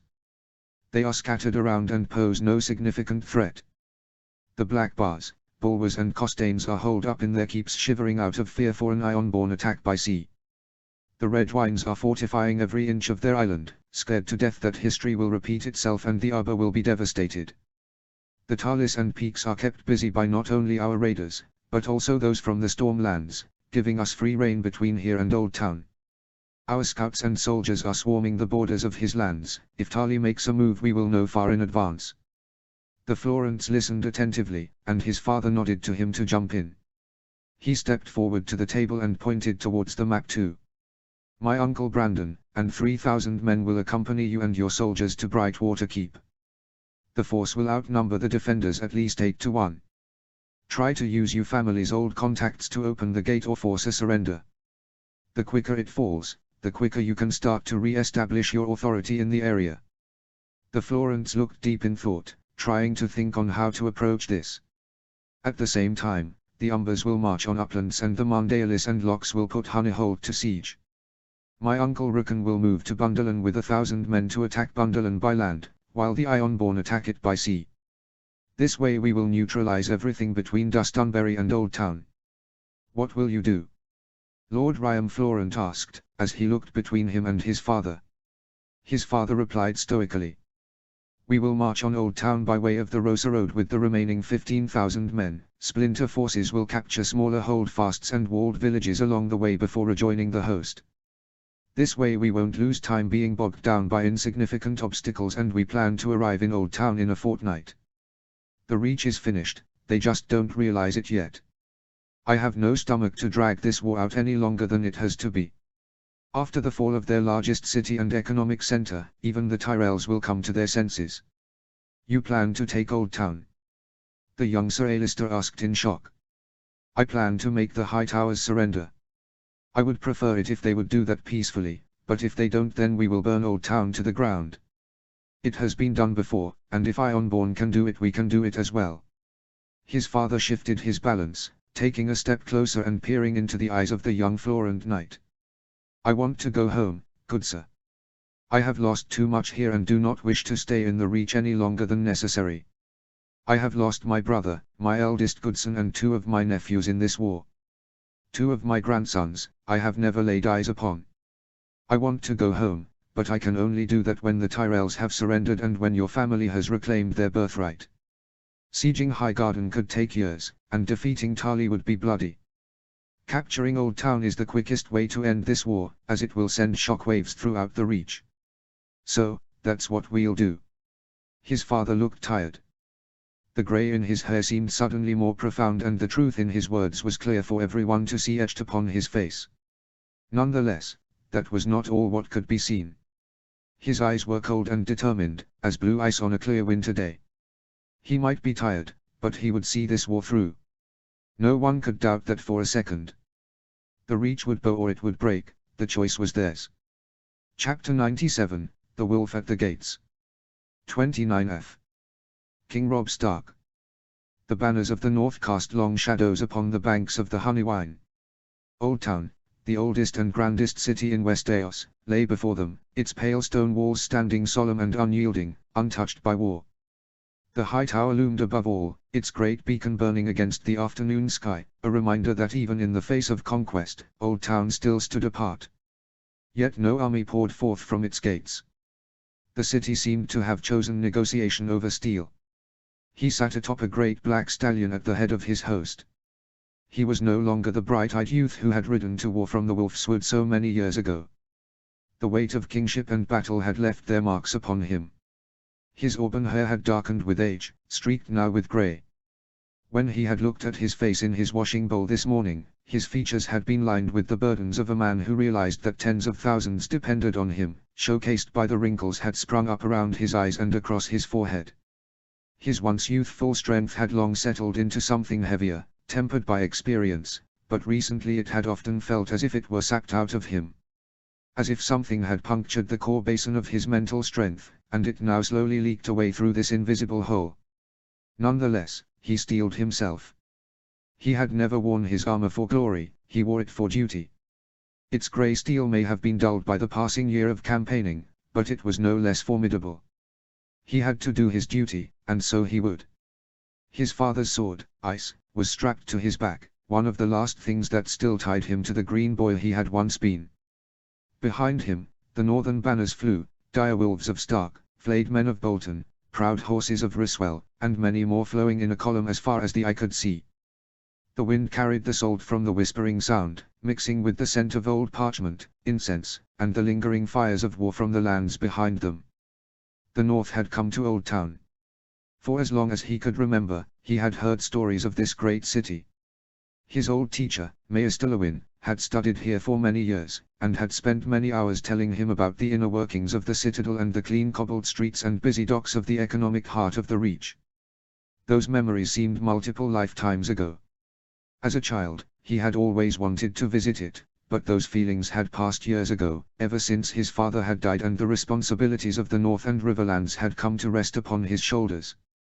This city doesn't deserve its peace, came the low voice of Lord Benjamin Riswell, young and brooding, his hand only leaving the pommel of his sword for a second to dismount his horse. His father, Lord Roger, had died on the fields of the Reach, and ever since there had been a fire in this young lord that few amongst his vassals possessed. He turned his head slightly, his blue eyes assessing the young man as he softly caressed his horse's flank to thank him for carrying him this way. He liked Benjen more than he had ever liked his father. Roger had been a loud and brash man, too reckless for his liking, but the son was different, quieter, more thoughtful. But beneath his intelligence burned something dangerous. Grief had sharpened him into something more volatile, and he knew well the dangers of a man seeking vengeance. "Peace is not given, it is earned," he answered at last. "It seems that Old Town has chosen to keep its gates shut and is deliberating keeping its swords sheathed. To me that is wisdom, not cowardice." Benjen's jaw tightened. "Wisdom," he echoed, though the word tasted bitter.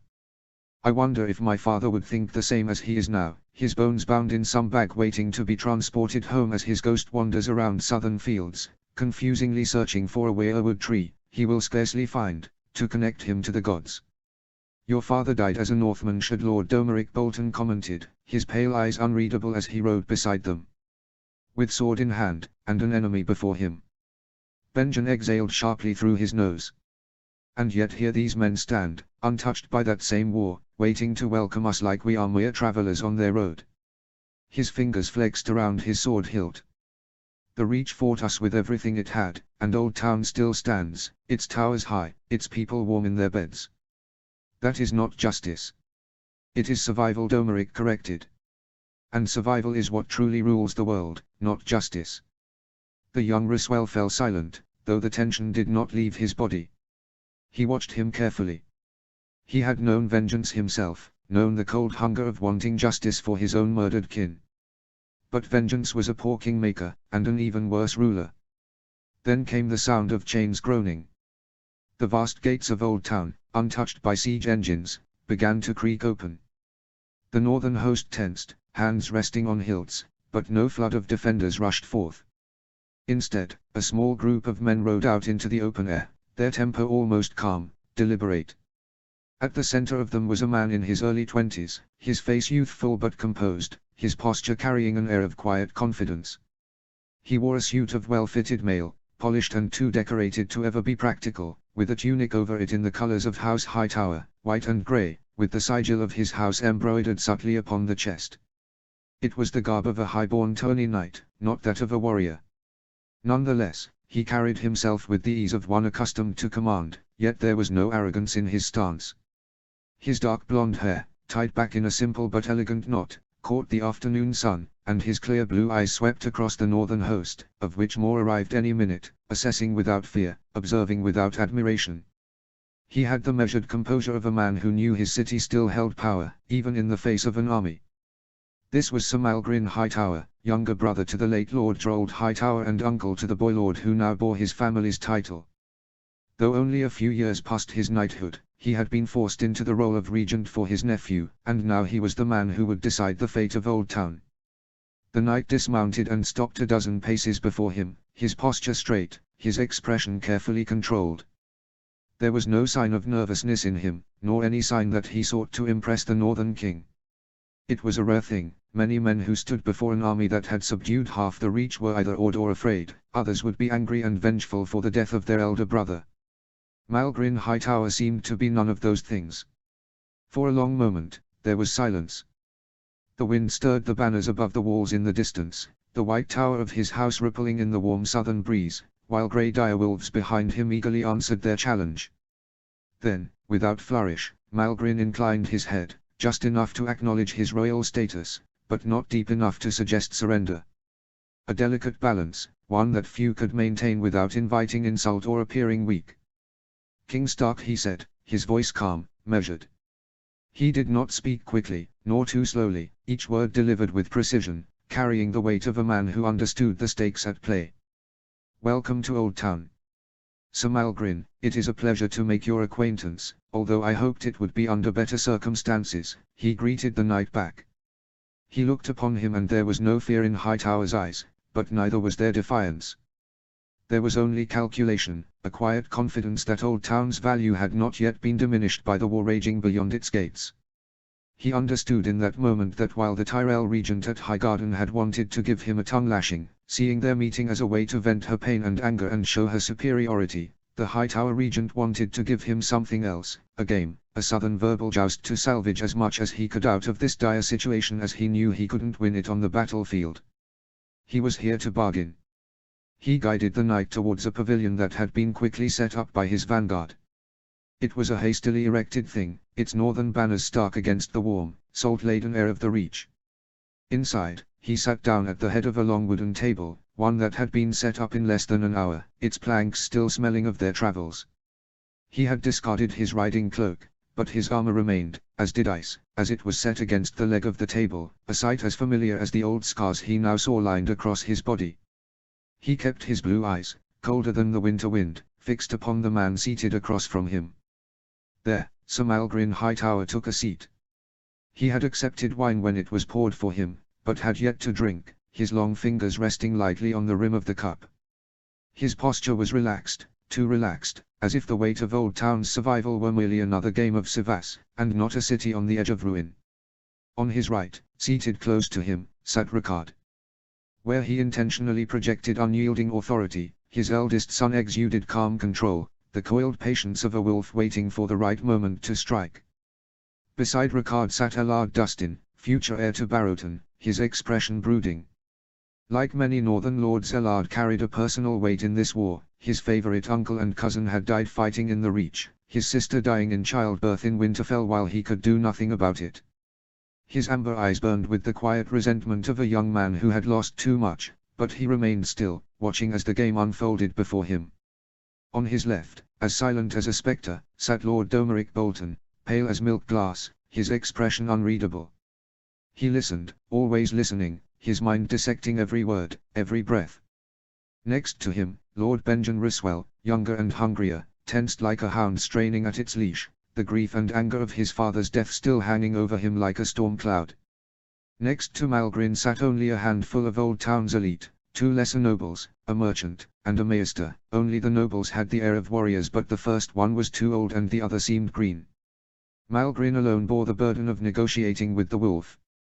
In this spirit, he made his proposal first. 150,000 golden roses and the promise that Old Town, House Hightower and all its vassals stay neutral for the continuation of this war. In turn you leave our city and remaining lands alone. Without our help, the Tyrells will falter. Nothing will stop you from subduing Tarly and winning this war. He said it evenly, as though it was a generous offer. His blue eyes were unreadable, but he saw the calculation in them, the same quiet confidence Old Town had always worn, the belief that it could always buy its way out of ruin. He exhaled slowly. He leaned back in his chair, his expression unreadable, tapping a slow rhythm against the table. His fingers curled once, twice, then stopped. Then he stood. Grey Wind, who had been lazily dozing in the corner, peeked up. The wooden chair scraped sharply against the hastily laid down pavilion floor as he pushed it back, the sudden sound making Malgrin's retainers stiffen, though Malgrin himself remained composed. He looked down at him. "Do you take me for a sellsword, Sir Malgrin?" The words were quiet, but sharp, like a blade's edge pressed against the throat. Malgrin did not blink. "I meant no insult, King Rob. Our walls are thick, and ably manned. 800 well-trained and disciplined men of the City Watch. 500 knights and professional soldiers, and on top of that almost 10,000 volunteers. A rock thrown by a laborer is just as deadly as an arrow from an experienced archer. Even if you'd manage to penetrate our walls, the cost would be horrible. My offer prevents that." He let the knight talk, before once again looking down at him. "But you have insulted me," he countered, pacing slowly around the pavilion. His boots thudded against the floor, measured and deliberate. It was clear that he would need to intimidate this young man. He seemed smart and calculated, but he thought himself too clever. Sir Malgrin had clearly been sheltered by the horrors of warfare until now, as he safely ruled over his brother's city, no doubt very ably. He would have to instill in him the gravity of not coming to an agreement. "You have told me what you see in your city. Do you know what I see when I look upon your city?" he asked him evenly. Malgrin said nothing. "I see a place that believes itself untouchable. A city that hasn't truly suffered war this generation, that has watched from its high tower while the rest of Westeros bled. You sit atop your wealth and knowledge, believing that gold and words will always be enough. Decades ago you came close to ruin when Euron Greyjoy attacked, but you weren't yet born then, and his attack failed in the end. He never entered your city, and deep down you don't believe we will either. He turned, facing him directly now. But gold and words will not stop this storm. If it is only this that you propose, we will end this meeting here. I wish you good luck with your defense, you will need it. You will find the heart of your laborers to be weak against a tide of northern steel, and their courage to easily falter. The silence that followed was thick. Domeric remained still, but his pale lips curved ever so slightly, a flicker of amusement at Malgrin's first misstep. Benjen Risswell snorted, shifting where he stood.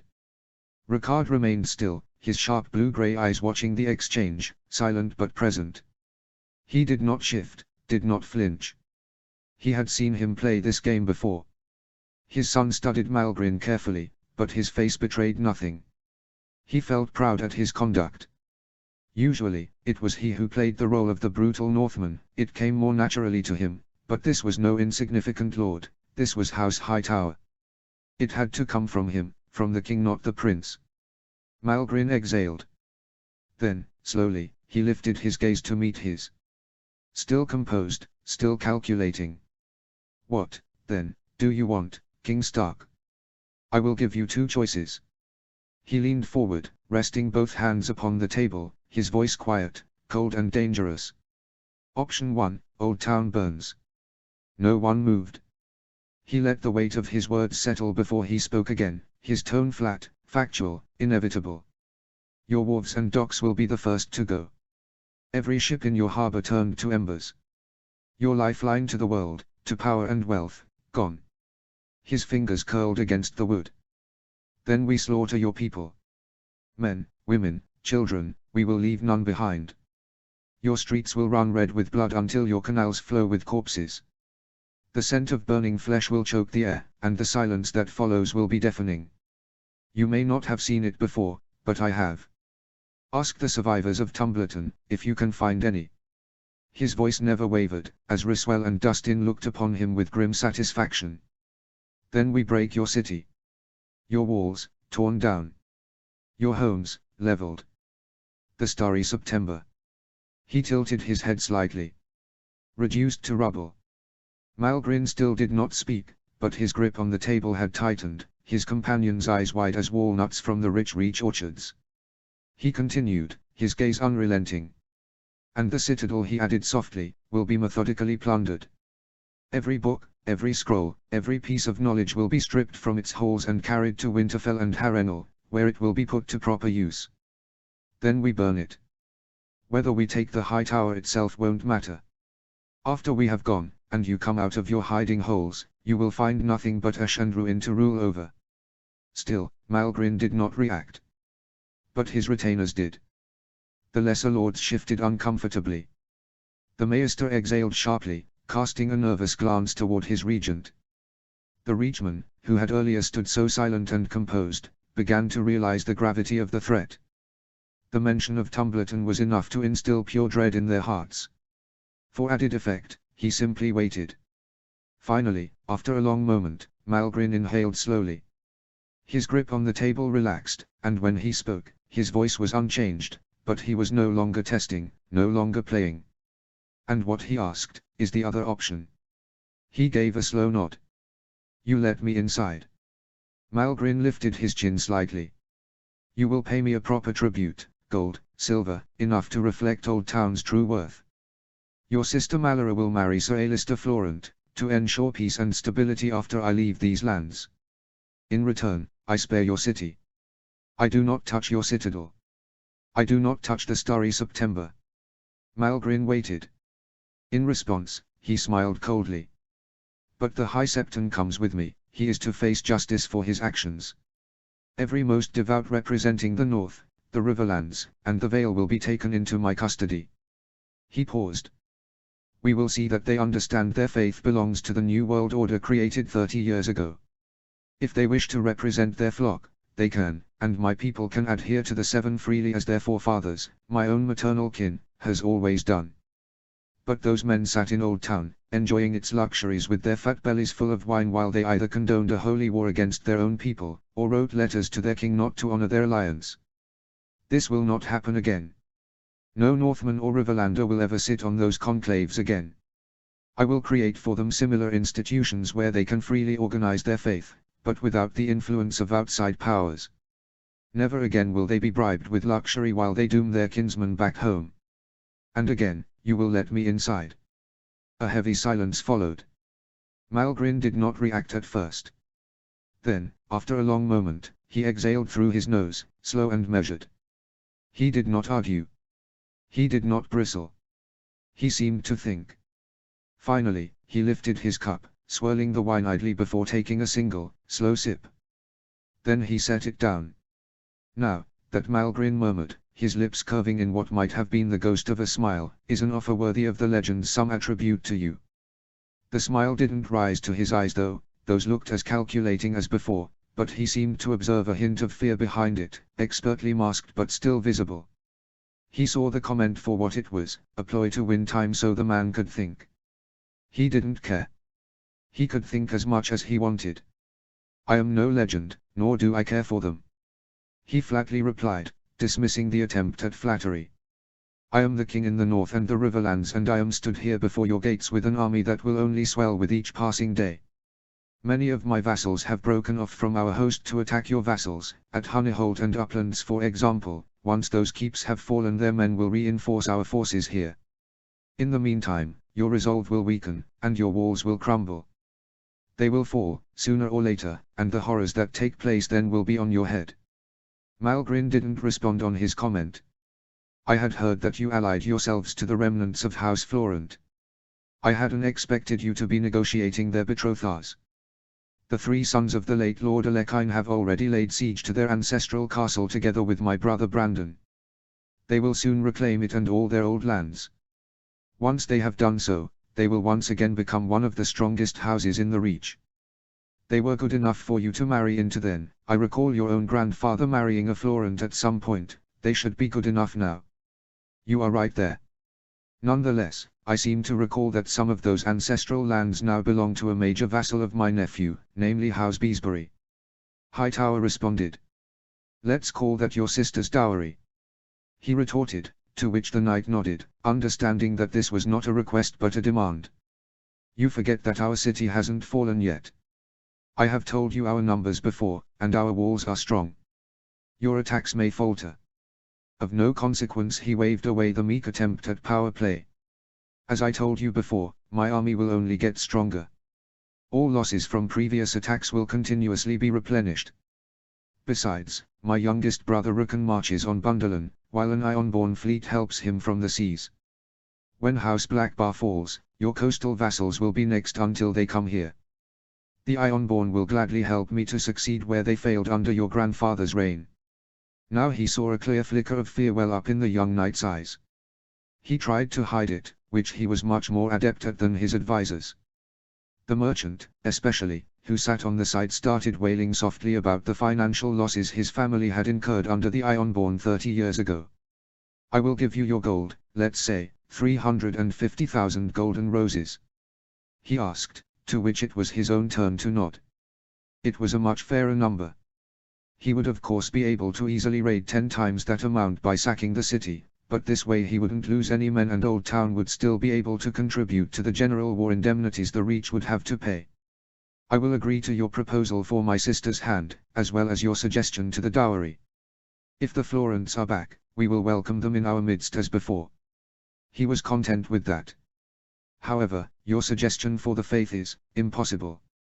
I could never give over the head of the faith, neither could I force some of the most devout to go with you against their will. Hightower tried to negotiate.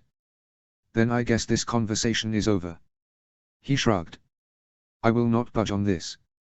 The High Septon is a criminal that needs to be put on trial, and my kingdom's religious representation in an organization run by houses from the Reach is something I will not tolerate.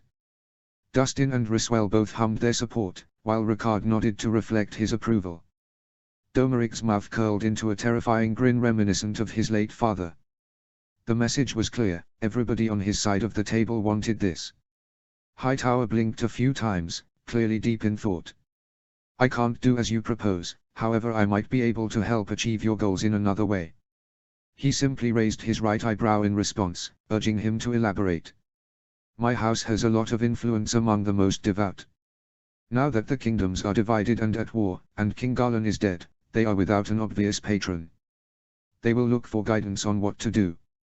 This, in combination with our influence, a few well-placed bribes and the immediate effect of the army in front of the gates could sway the majority most devout to denounce the High Septon and strip him of his position amongst the most devout. It would be highly unusual, but it could work. Hightower voiced aloud in thought. Meaning what? Riswell asked, clearly annoyed that they were still wasting their time now that their opponent had rejected their demands. Meaning that he would return to being a normal Septon, who can be turned over for war crimes initiated in a foreign kingdom. Riswell looked stunned, but now it was his time to grin. Maybe he could work with this Hightower after all. Similarly the knight continued. We can never force any of the most devout to follow you, however we can strip them of their status. Those willing to keep their status can freely choose to join you, while those who won't return to serve as simple Septons inside some of Old Town's many sects. Thereby effectively ending representation of your kingdom in the ranks of the most devout, which I swear to you will not be replenished. He thought it over, before agreeing after a little while. I would like you to acknowledge that you realize what this will cost us, both in prestige and monetarily. The young knight cleverly added. He nodded. After we have reached an agreement, we will talk trade deals. I will take your willingness to cooperate here into account there. Sir Malgrin seemed deep in thought, but nodded, nonetheless. The knight then steeled himself. However, I cannot let you and your army inside our walls. This is off the table. What about me and a small part of my army?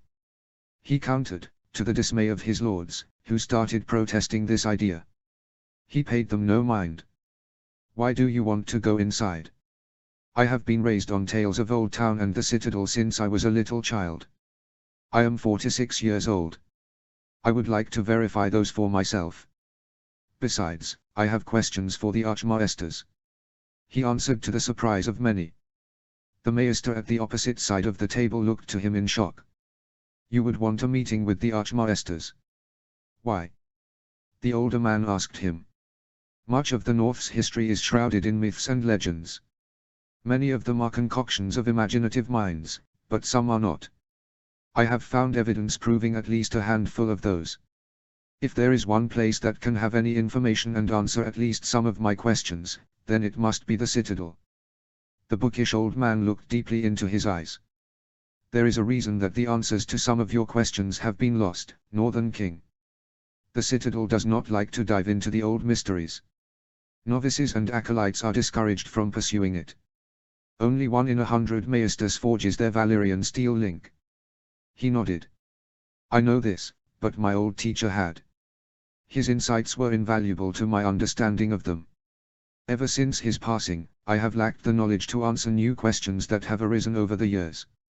I would like to change that. Something dark flashed across the old man's eyes. I would advise against this, King Stark. I know many of the Archmaesters personally. The Citadel does not wish the higher mysteries to be disturbed. You yourself killed the last living dragons in Planetos. Many have seen this as the final sign that some things are better left to be forgotten. Forgetting knowledge is never the answer. My people have written down everything there is to know about the dragons, and have collected as much as possible from the archives of King's Landing to pass it down to our descendants. Knowledge is essential to understand the world, and understanding it is necessary to govern it justly and efficiently. Besides, it is not the place of the Citadel to deny a king knowledge, let alone a whole kingdom. My lords and I pay a significant portion of the Citadel's revenue each year. I have the right to request a meeting with the Archmaesters about any topic I desire. He countered. The Maester looked at him in disapproval, but didn't respond. Sir Malgrin again took the initiative. You can hardly ride up to the Citadel alone, King Stark, neither can I let your entire army inside or face rebellion and riots. What about my suggestion for a smaller force? Some 2,000 men as a guard to protect me. He proposed. Now hell broke loose around him. Dustin and Riswell shouted that this was suicide. Domeric strongly expressed his concerns for a trap, and Ricard looked at him in shock, pleading him not to do this. 2,000 men is far too many. Such a force could easily overpower my men from the inside long enough to open the gates. I will not allow such a danger. 500 men, maybe. Sir Malgrin replied harshly. 1,000, he bargained. Sir Malgrin locked eyes with him for a long while. 800, and that will be the highest I will ever allow. Your route through Old Town will be predetermined. You will neither pass the High Tower, nor the Starry September. After speaking to the Archmaesters at the Citadel, you will go back the same route you came from.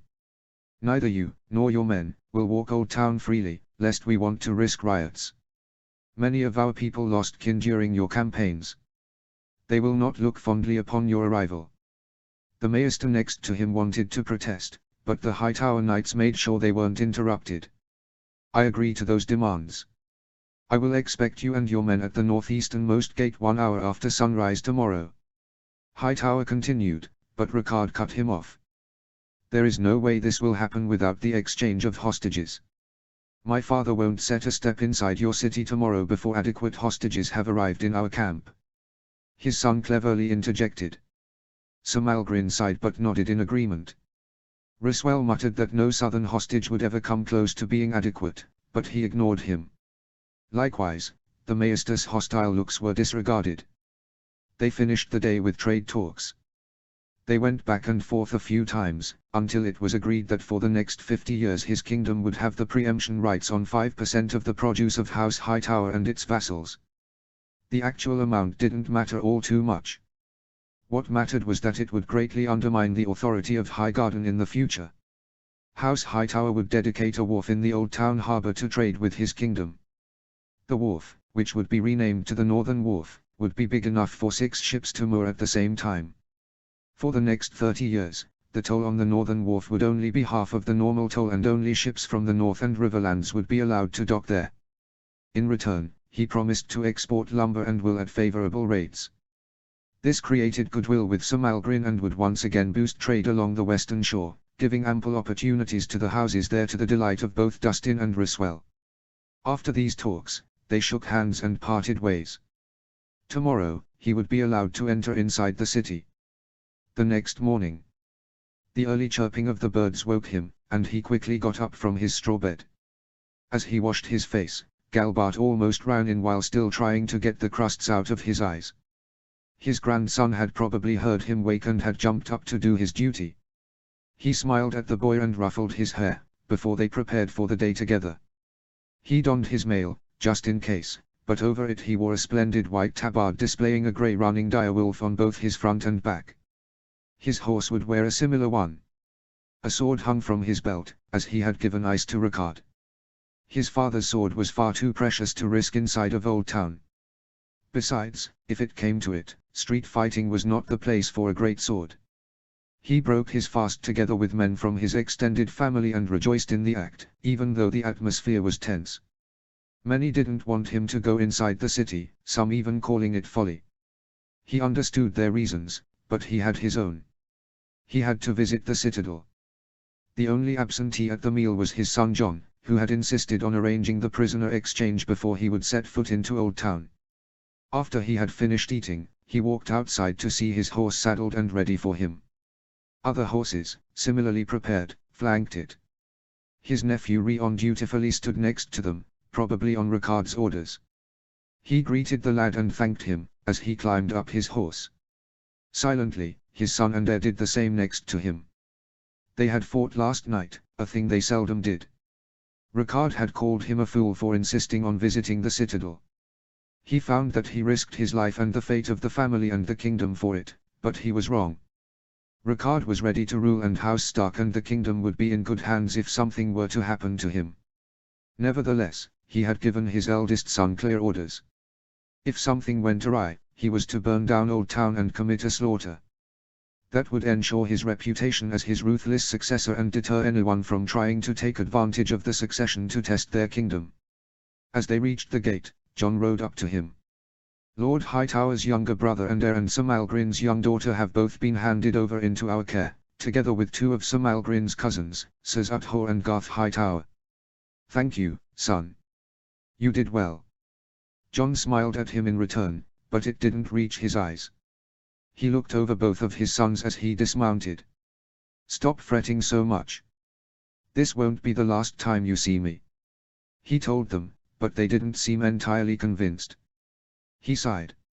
If this would be the last time we would talk, I would say this. He told them, and both snapped to attention. I couldn't wish for better sons than the two of you. Ricard, he looked towards his eldest. You are the best heir a father and king could wish for himself. Whether I die today or in 20 years, I know that in the moment of my death the kingdom and our house will be safe, and this will always allow me to join the gods contently and without concerns.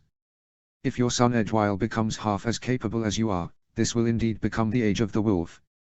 His eldest son nodded thankfully in response to his kind words.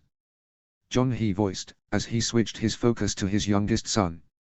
You have become a strong and able Northman. A wolf that all our ancestors can be proud of, and that fills a father with immense pride. You have everything in you to become a good father, skilled warrior and a powerful and able advisor to your brother. I count on you to keep him straight and to remind him of the priorities of our house, should he ever forget about them. I know you never will. His youngest son nodded dutifully, but he saw the gleam in his eyes. He hugged both his boys strongly, before walking over to Clee. His good brother was ordering the last preparations before they together would enter the city. He had refused the company of all other high lords, allowing only minor nobles, distant cousins and noble bastards to accompany him, but Clee alone had convinced him of his presence. He had two able-bodied sons, one in the army and one in the north, and he could count on him with his life. It was all the backing he would ever need, and he had made him his second in command today. Besides, it was clear that Clee intrinsically knew why he wanted to visit the citadel so badly. Arya wasn't the most secret of wargs. An hour later, the hooves of his stallion rang against the ancient stones of Old Town streets, a steady, deliberate rhythm that echoed off the tall white buildings flanking the road. The city had never seen a direwolf enter within its walls before, nor seen northern soldiers march inside it. Yet today, that changed. Grey Wind stalked beside the banners of the silver tower of House Hightower, an intimidating sight for its inhabitants to see. At his back, 800 Northmen marched in silence, their armor dulled and their expressions grim and unreadable beneath the shadows of their helms. They had received clear orders. They were not here to sack, nor to burn, but they were here to be seen, to remind Old Town that its fate had rested upon the edge of his blade, and only by his mercy and the diplomatic abilities of their regent did it still stand. Lining the streets, keeping the populace at bay, stood hundreds of Old Town guardsmen and Hightower men-at-arms. Their presence was as much for show as for security, but even so, they did not meet the eyes of the northern host.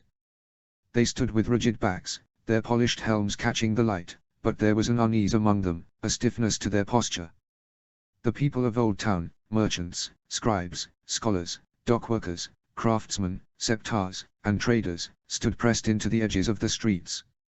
Some whispered, others shouted, but most simply stared, watching as the flower trampler, his most recent epithet, rode through their gates. Some looked relieved. Some looked afraid. And some looked angry. The air hummed with their whispers, voices hushed but thick with uncertainty. Why is he here? The Northmen, in Old Town. 7 save us. Do they mean to stay? I heard the Starry September was to be burned. The citadel, they are marching towards the citadel. He heard them, though he did not acknowledge them. He had seen this before, the wary eyes of the defeated, the uncertainty in their expressions, the way some glanced toward their soldiers as though hoping they would fight back. They would not. The Hightowers had made their choice. At the back of their convoy, clad in fine but practical armor, rode his good brother. He could imagine him sitting on his grey horse, as he had done during so many campaigns together. His brown eyes sweeping across the city with curiosity and calculation. Clee had followed him since the beginning of his first war. From the Whispering Wood to the Battle of the Reach, he had held his banner high. Now, as he rode through the oldest city in Westeros, he understood the power of perception and the danger of their presence here. He would keep his composure, of that he had no doubt. Ahead, rising like a monument to knowledge itself, the citadel loomed. Its towers of grey stone, its bridges and halls, its vast archives of wisdom collected over thousands of years, all of it stood unburnt and untouched by the test of time. At the front of the procession, clad in silver and white, Sir Malgrin Hightower rode next to him. The knight had insisted upon being here himself. A statement, no doubt. A reminder that Old Town still belonged to the Hightowers, even in surrender. His posture remained calm, composed, but he did not miss the tightness in his shoulders, nor the way his eyes flicked to the crowd. He had done well in securing the city's submission, but Malgrin Hightower was not a fool. He knew that his people, his scholars, his traders, his septons, and most of all the mob of his dockworkers and journeymen, resented this moment. They could not fight it. But they resented it, and resentment was a seed that could fester if left unchecked. He knew this better than most, after the recent events in the Riverlands. A young boy stood on a wooden crate near the street's edge, staring at the procession, his face set in something close to defiance. His clothes were fine, a merchant's son, perhaps, or a knight's bastard, but his fists were clenched. His father, standing behind him, yanked him back before his stare could become too obvious. He did not react, but his men saw it too. A city that does not bleed does not forget, Artos Snow murmured, voice low enough that only he could hear. Artos was the bastard son of Lord Liddle's younger brother. During the campaign, he had shown himself to be a skilled warrior and quick and capable commander. He was the perfect candidate to accompany him now, low enough in standing that he would not be missed if things went awry, skilled and capable enough to be useful when they did, and ambitious and brave enough not to be deterred by the possibility. He did not turn his head, did not look at him, but he answered, equally low. Nor does it forgive. The citadel's gates remained closed, but hundreds of maesters stood in front of it in its shadow, some young, some old, all of them watching him as he approached. He slowed his horse to a halt. An older man stepped forward, and by his brooch he recognized him as the seneschal of the Order of the Maesters. Greetings, King Rob. My name is Archmaester Gladys, I am the seneschal of the citadel. I am here to ask you why you have come. Our home is no place for kings nor conquerors. He ignored the jab and smiled respectfully in return. Greetings, Archmaester. I have come here for the only reason men, king or peasant, ever come to the citadel, in the pursuit of knowledge. In my youth, as the heir of the Warden of the North, I had the privilege of being educated by one of your own, Maester Lewin. He paused, as he looked around the faces of the 20 or so archmaesters who had stood just behind their seneschal. Maester Lewin was one of the few educated in the higher mysteries, having formed his Valyrian steel link here at the citadel over half a century ago. As a child, I had always been interested in his stories, which he indulged me in. However, during my lifetime I have been forced to acknowledge that they aren't just stories. I have fought dragons in the Stormlands, met wargs on the other side of the wall and have heard credible stories detailing feats of giants, green seers and magic priests in recent decades. I have been forced to deal with surprises of a magical kind on my instances during my reign. I am here to learn more about them, so I can tell my sons and make it so they can be prepared if they should return. He saw many of the archmaesters scoff, although others looked at him hostility, some even with interest. Gladys looked at him with a fake smile. There is no need for that, Northern King. The dragons are dead, and with them the last vestiges of magic in this world. You have far more important things to worry about in your wars and rulings. The study of the higher mysteries is an arduous and wasteful use of your time. You said the same to my ancestors before the coming of Daenerys Targaryen. Then, we were suddenly forced to deal with the coming of dragons. Only the personal histories of the Celtigars and observations that others had paid their lives for allowed us to deal with her baby dragons. Had they been 20 years older, we would have all been doomed. I will not take the risk of this ever repeating. Besides, as I said, there are other mysteries as well. In past decades, I have seen with my own eyes that magic hasn't fully left this world. I want to know what our ancestors thought of them, and how they dealt with it. The seneschal wanted to answer, but he cut him off and continued. The North had many records, but many have been lost or become incomplete due to fires, wars or neglect. The remainders are scattered and chaotic. Maesters over the centuries have sent copies of these to your archives, this is a fact. I have records of dozens of instances of this happening in Winterfell alone. Now, I would wish to look into these records. My early ancestors had the forbearing to write them down, sadly their descendants couldn't or wouldn't care for them. I am here to rectify that mistake. He finished. Many of the Archmaesters looked visibly annoyed. I repeat, there is absolutely no need, King Rob. Daenerys Targaryen's dragons were an anomaly. The last remnants of a time long forgotten. I am sure that there is a logical explanation for all the things that you have heard or that you think you saw. There are no such things as green seers or giants, at least not anymore. They are concoctions of your earlier ancestors. Fictional exaggerations to make their stories more compelling and exciting. He grew angry. Either Gladys was stupid, or he was overtly lying, and he didn't strike him as stupid. He had met the late Hojan Reed on many occasions. The man had clearly been a green seer which had contributed to his early and untimely death. He had even warned him about war with the Reach in the future, he had only later realized. His cryptic messages had always been difficult and dangerous to interpret. The stories that had come from the free cities, and especially Volantis, about fire magic were difficult to ignore. However, the most obvious thing was of course that he himself was a warg, as were all his children, siblings and even many of their children. His brother John had even managed to walk into a dying dragon. Whether you find this a waste of my time or not, doesn't concern me, Archmaester Gladys. I would never dare to doubt your skill or intelligence in your expect subject, but I see that you haven't personally forged your Valyrian steel link. I would at least want to discuss this with a specialist. Who is the Archmaester for the higher mysteries? He asked. This clearly angered Gladys, but another, even older, man to his left shuffled forward. I am Archmaester Gunthor. I am the head of the higher mysteries. He gave a sideways glance to his seneschal. I can only agree with Archmaester Gladys. I have studied the old texts for decades. Nowhere is there any indication that magic will ever come back.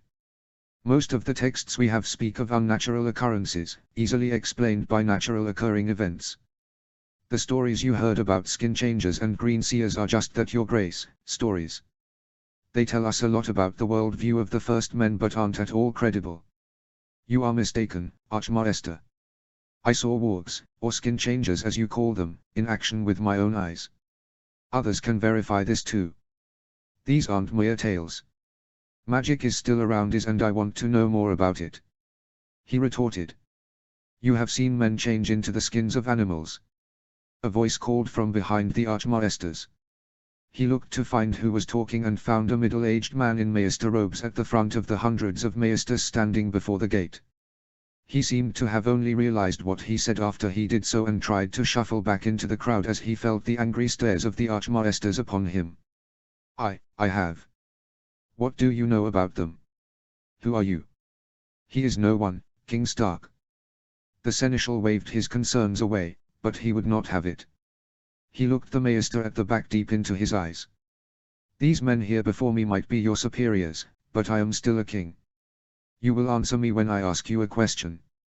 He ordered. The Archmaesters looked for help towards Samalgrin Hightower, but he didn't let the knight's weak objections stop him. Out with it. He snapped. My name is Maester Benedict, your grace. I am part of the Department of Higher Mysteries, where I serve as Archmaester Gunthor II. Have you really met skin changers? The last question was added with genuine curiosity. He nodded. They gave me some advice on how to deal with my wolf. He confirmed, looking over to Grey Wind. A direwolf. The man responded.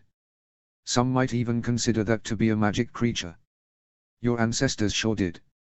It is all over their writings. Maester Benedict replied in wonder, clearly forgetting where he was.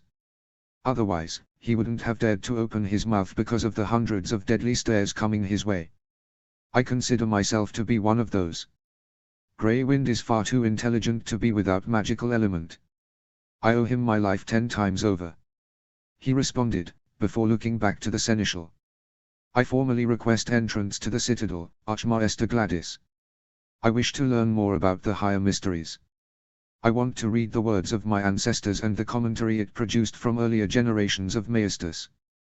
Will you allow me inside? The seneschal shuffled on his feet. We cannot do that, King Stark. Why not? I remember many nobles studying at the citadel. Targaryens, Martells, even Riverlords have studied at your prestigious institution. Why would you deny me? You are free to visit other parts of the citadel, King Stark, but we can't allow you entrance to the Department of the Higher Mysteries. Archmaester Gunthor answered, much more resolutely. He nodded and scratched his beard, as the sun from the Reach fell across his face.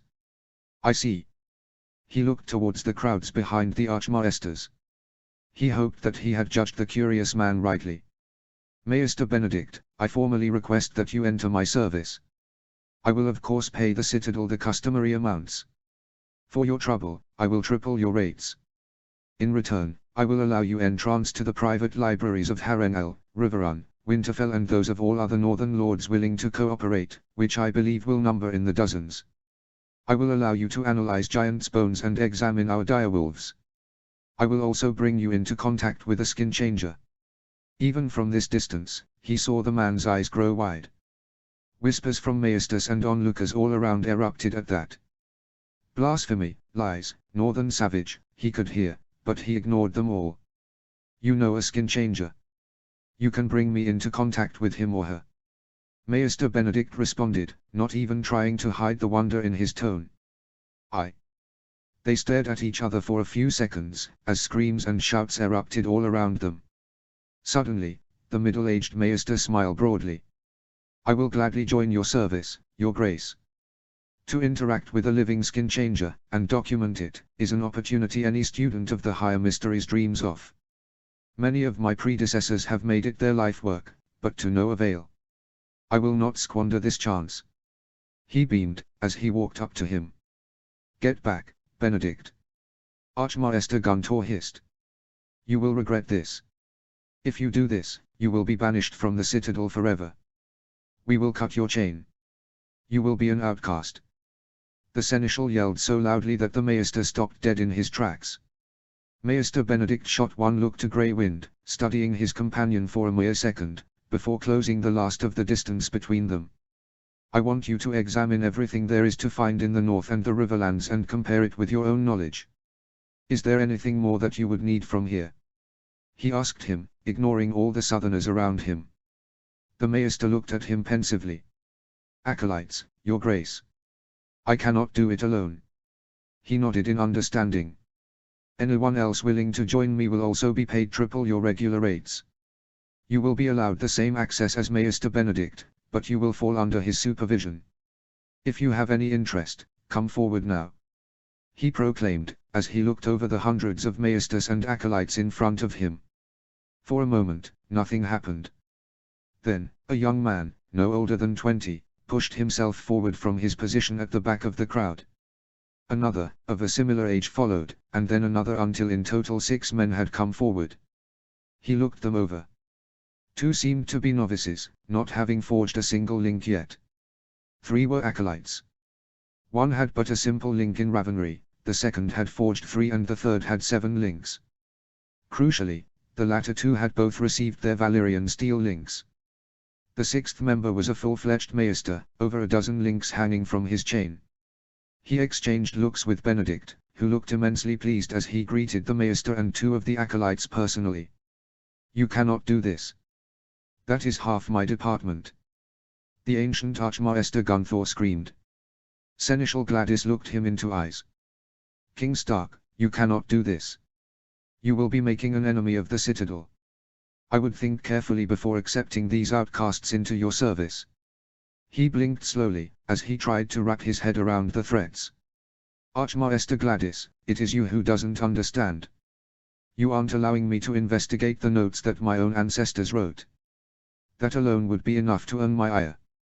Instead, I try to solve this amicably and work my way around your unfounded and insulting refusal. Do not forget that my kingdom and its vassals pay fortunes to the citadel each year for the service of your order. You depend on information coming from my lands to learn about the changing of the seasons and the workings of the kingdoms. He pierced into the seneschal's eyes. I would think your actions over once more. You don't wish to make an enemy of me.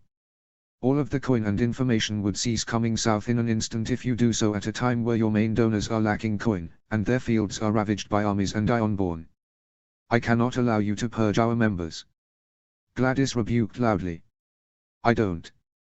Acolytes and novices are free to come and go under your own rules. These men are simply leaving. He responded, as he waved his arms around to the 5 followers that had just come over, now protected amidst his soldiers. The 2 maesters are simply going to work for the King of the North and the Riverlands to learn more about the higher mysteries. Many maesters did the same under the Targaryens. No, I will not allow it. Gladys raged. He shrugged. As you wish. Then these maesters quit your order and you stop having a say over them. Dozens of former maesters and acolytes work in my army as healers. No one has ever objected to this before, so it will be the same now. If you will excuse us, due to your refusal to allow me entry, I have no need to be here anymore. He turned his horse around in a show of authority and trotted it slowly back the way he came. Behind him the archmaesters howled and screamed, and the public was picking up on it and was becoming reckless. It was time to leave. In passing, he thanked Sir Malgrin for allowing him to visit Old Town and congratulated him over the cleanliness organization of it. The Hightower Knight looked completely stunned, but, after quietly reminding him to hand over the High Septon, he paid him no more mind. Tor and Grey Wind closed in behind him, denying anyone the opportunity to directly follow him. Orders were shouted and soon 800 Northmen changed directions. On their way back insults were thrown at them, as well as cabbages, dung and other things, but it didn't come to blows. The throwers were quickly arrested by the Old Town City Guard and no incidents happened. Before he knew it, he rode back through the gate, into the rich farmlands beyond the walls. He saw his sons awaiting him, in front of a regiment of heavily armored soldiers ready to strike if need be. He smiled. He might not have been able to enter the citadel, but he had acquired the next best thing. A maester with over 2 decades of experience reading the ancient scrolls and parchments. If he couldn't enter the citadel's department of higher mysteries, he would develop his own. He would give Maester Benedict all the materials and time he needed to recreate as much as he remembered from the citadel. Afterwards, when he had proved his worth, he could start working on investigating the secrets of northern magic. Chapter 98, The Price of Peace. 29f. King Robb Stark. The wind carried the scent of apple blossom and scorched hay. It was the smell of a dying garden, and he rode through it at the head of his army. Behind him, stretched in long, disciplined columns, marched 10,000 Northmen, their banners snapping in the wind, grey direwolves, black bears, unchained giants and blood-red flayed men. Armor gleamed beneath the mid-morning sun, and the sound of booted feet and iron clattering filled the still reach air like thunder echoing through a quiet vale. The Rosa Road wound gently southward, once a golden artery of the reach, now bruised and dark with the imprint of iron-shod hooves. They had succeeded at Old Town. The city had opened its gates. The citadel, spared. The High Septon taken. It had not ended in blood, though it could have. And now they rode swiftly northward, a steel river flowing down the Rosa Road, bound for Highgarden, to finish the war and cement peace. All around them, fields lay fallow or trampled. Orchards half-harvested, half-charred. The villages, those that remained, greeted him with abandoned squares and shuttered doors. All that could be heard was the quiet rhythm of hooves and the weight of passing steel. A hush deeper than snow. War had not burned this country as cruelly as it had burned the Riverlands in the beginning of this war, or the upper regions around Tumbleton, but it had scorched the memory of peace from the earth. He had brought winter to the lands around the Honeywine. When he looked around, the fields seemed to know him for what he was. And he wondered, as he passed the sun-browned remnants of a vineyard, whether the Reach would ever forgive him. Or whether they should. To his left rode Ricard, helmet slung at his side, eyes sharp as a whetted blade. His eldest son had seen more battle than some seasoned lords. Older men often compared him to his father, Lord Ned, and he looked very similar with his long face, brown hair and grey eyes, only his red beard was unmistakably his. Yet, his judgments were colder and more calculating than his father's had ever been. More decisive. His blood also ran hotter than his father's or his own ever had, but as time passed, he had managed to iron his demeanor into a calm mask. Only seldomly did his outbursts break through, but when they did it was a force to be reckoned with. To his right rode his youngest son John, younger, more restless. Although never quiet or calm, He had formerly been the more composed one of his sons when they were growing up. However, the war had made him tense and quicker-tempered. In quick succession, he had lost his wife and two of his best friends and kinsmen, Benjamin Whitefee and Meager Sewin. Guilt and grief had consumed him ever since. He had also had a special bond with his namesake uncle, and the loss of his guidance had threatened to lead him astray. However, this had mostly been averted due to the intervention of Rookie and the Dustins. Although he rode silently now, he could sense the fire simmering beneath his skin.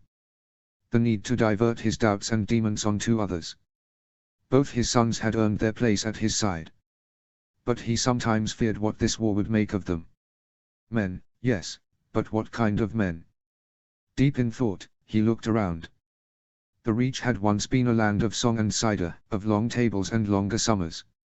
He remembered a book he had read at Winterfell in his youth, stories of Garth Greenhand, who sowed apple seeds with every step, who made women bloom and children strong.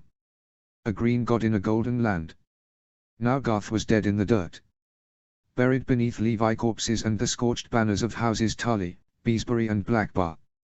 Their march slowed as they crested a ridge. From the summit, he could see the road snake ahead through gentle hills, flanked by ruined granaries and abandoned villages. He reined in, letting the wind tussle his graying hair. The morning sun caught the distant shimmer of water in the fields, shallow and stagnant. "Your Grace," came a soft voice behind him. He turned slightly in the saddle. A horse approached, grey, old, with a middle-aged rider in maestas robes. The man looked shriveled, travel-worn, his chain glinting in the light. "Maester Benedict," Robb said. "You've caught us." The maester inclined his head. "I hope that I am not too late. I am afraid that I am not used to the road." He chuckled, eyes still on the horizon. "An army's march is not comparable to Old Town." "No," Benedict agreed. "But then, few things are." Robb's eyes narrowed as he looked eastward. Somewhere beyond the horizon, the green spires of Highgarden rose above the Mandea, surrounded by men sworn to a boyking and a delusional regent who refused to yield. "We march fast, which complicates your craft," he remarked.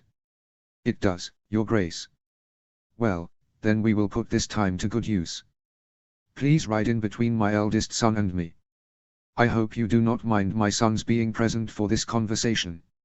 I would want them to hear this. It will be their duty to continue supporting your mission when I am rotting 6 feet under the ground." The maester seemed shocked by the question alone, let alone the remark that he may pass one day, and he had to control the muscles in his face not to smile at how the man was trying not to trip over himself while answering the question. His youngest son seemed to be losing a similar battle. "Of course not, Your Grace." The maester bowed his heads to both his sons one after the other, as his horse trotted into the space that Ricard had made for him. "It is my honor to be in your presence, young princes." Both nodded back at him, amused at his southern antics. "Tell me more about yourself, Maester. Where are you from? How did you get to where you were in the Citadel?" "I was born on Cracklaw Point, Your Grace. The 5th son of a household knight sworn to House Crab. I had always been more drawn to the book than the sword, and when my father took me with him on one of his many trips, which he seldom did, all I ever did was camp in our host's libraries. When I was 16, my father had had enough, and he sent me to Old Town. He did love me, in his own way. He had to call in a few favors to get me to travel to Old Town, and I will be forever thankful for it.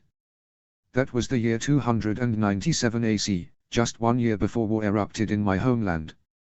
My father and 3 of my brothers fought with you on the God's Eye against Tywin Lannister, and every battle after that, Your Grace." That surprised him. "Did they now?" "That is a welcome surprise." "They did. One of my elder brothers died on the Field of Gold. The others earned their spurs during your campaigns. They all bent their knees to you together with Lord Crab. I expect that many of my nephews will have joined your forces when attacking the Reach. I look forward to meeting them for the first time. Last I heard, my 3 remaining brothers had rallied in your defense in your war in the Riverlands. I will rejoice in seeing them again. They wrote to me about you, throughout the years. On how proud they were to be able to ride into battle with you and how you have resurged a pride in them for their first men heritage. Their tales of your direwolves have interested me for years. In contrast to most men at the Citadel, I couldn't believe my luck when you finally appeared before us there. He took all that information in. He had asked himself multiple times why this Maester would leave his promising position in the Citadel for him, but it became much clearer now. If you will allow me, I would love to accompany you to meet your family at High Garden. I make a point of walking amongst my men, and it seems that I must thank them for their part in your willingness to join my service. A thing which has pleased me greatly. The clawman bowed lowly. You honor me, your grace. I am but a humble Maester. No, you are not. Not anymore, Maester Benedict. You are the first head of my new department of magic and mysteries. For the duration of your work, which I hope will be long indeed, you will gain direct access to me and my family, and my house's personal library. In time, you will be allowed to create multiple divisions. I was thinking one in Harrenhal and one closer to the wall, but for the foreseeable future you will settle in Winterfell with me. The man's eyes almost burst out of his sockets, while his grin grew from ear to ear. You will allow me access to your personal histories. What about the direwolves? You will have access to all of it in time, my dear Maester. In turn, my house asks but a single thing. Absolute and unwavering loyalty. For access to me and my inner family, I demand nothing less. I am no pompous southerner. In the north we are a simpler and more straightforward people. Leave the southern power games in the Citadel, where they belong, and give me your loyalty. Prove me that, and you will see that every door north of the Blackwater will open itself to you. He responded. The clawman bowed so low, that he almost fell from his horse. You have it, your grace. From now, until the moment I die. I have longed my whole life for less than a tenth of what you are offering. I will knot you down.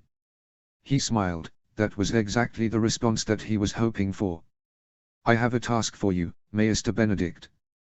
The first of many. Name it, and I will do all I can to achieve it, your grace.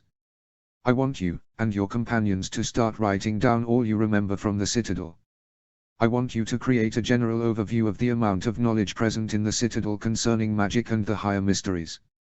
I want you to make a list of all the books all of you together can remember and a small summary of its contents.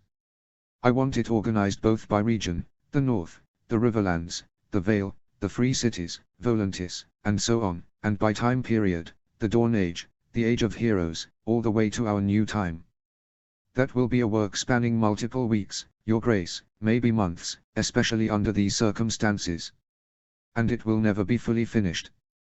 There is no one in the Citadel with better knowledge of the mysteries of Cracklaw Point, the Valyrians, and the First Men than I, but even I won't be able to list half of the books on those topics. I know, but it is a start. The only way to expand our knowledge is to map out what is out there that we don't know. In time, friendly maesters and libraries all over my realm can help expand that list greatly. The maester nodded eagerly. But I don't understand. Why do you only want a small summary of its contents? In these volumes, legend and fact are often intertwined. It is the detailed contents that can help us understand magic realities, such as the return of direwolves. I, myself, can recite over a dozen great works from the Citadel, or at least its more interesting parts. Why keep that information so condensed? He nodded, pleased with this answer. He had chosen the right man for this job. It is. Once you reach Winterfell, that will be your second task. Writing down as much of the content as you can. However, I want to know what we are dealing with first. Compared to the Reach and the Citadel, we lag thousands of years behind. Yet, they neglect it all. With the vast resources, libraries and scrolls that I can offer you, I want you to shrink that disadvantage as much as you can. Maester Benedict's eyebrows rose. You want me to build a rival Citadel? Only on the higher mysteries, not on anything else.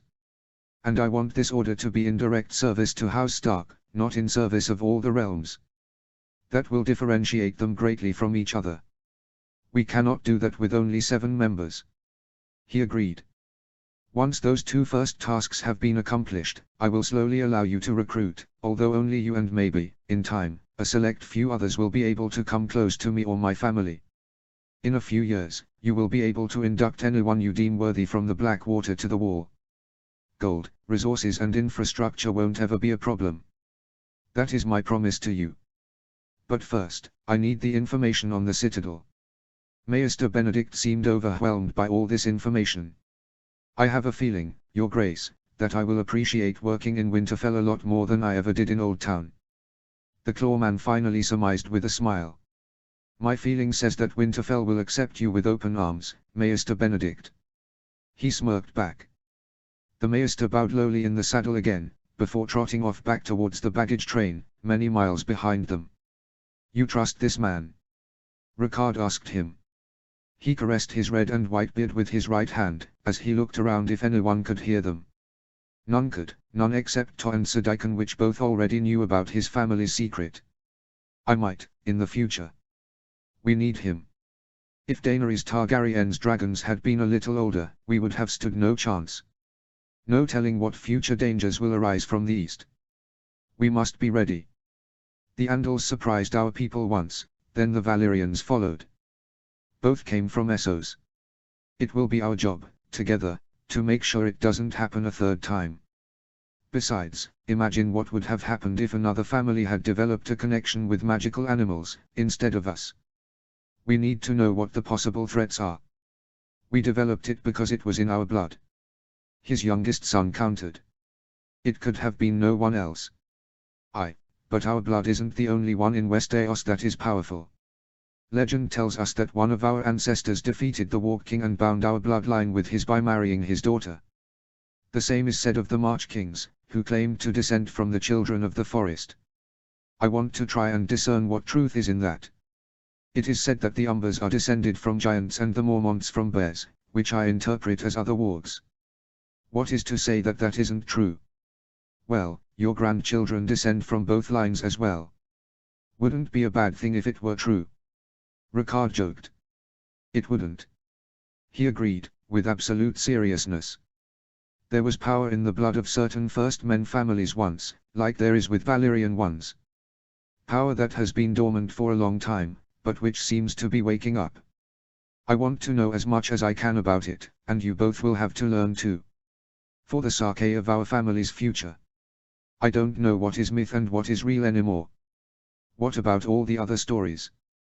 Are they real too? Do the Seven's powers exist? Have they visited Westeros in ancient past? What about Snooks and Grumpkins? The others. Blood magic. He looked his sons deep in their eyes, one by one. If any of you, or your descendants were to face just one of these in your lifetime, wouldn't you want to know what you were up against? Jon looked uncomfortable under his gaze, but Ricard seemed to be pondering his words. In the end, his eldest son agreed. I am obligated to my son to take the idea seriously, I suppose. He nodded. As I am to mine. He responded, as he looked them both over again. Your Grace, he was suddenly interrupted from behind him. It was Tor. He looked back to his good brother. 3 riders coming from the east. It seems to be 2 of our scouts, but the man in the middle doesn't look like one of ours.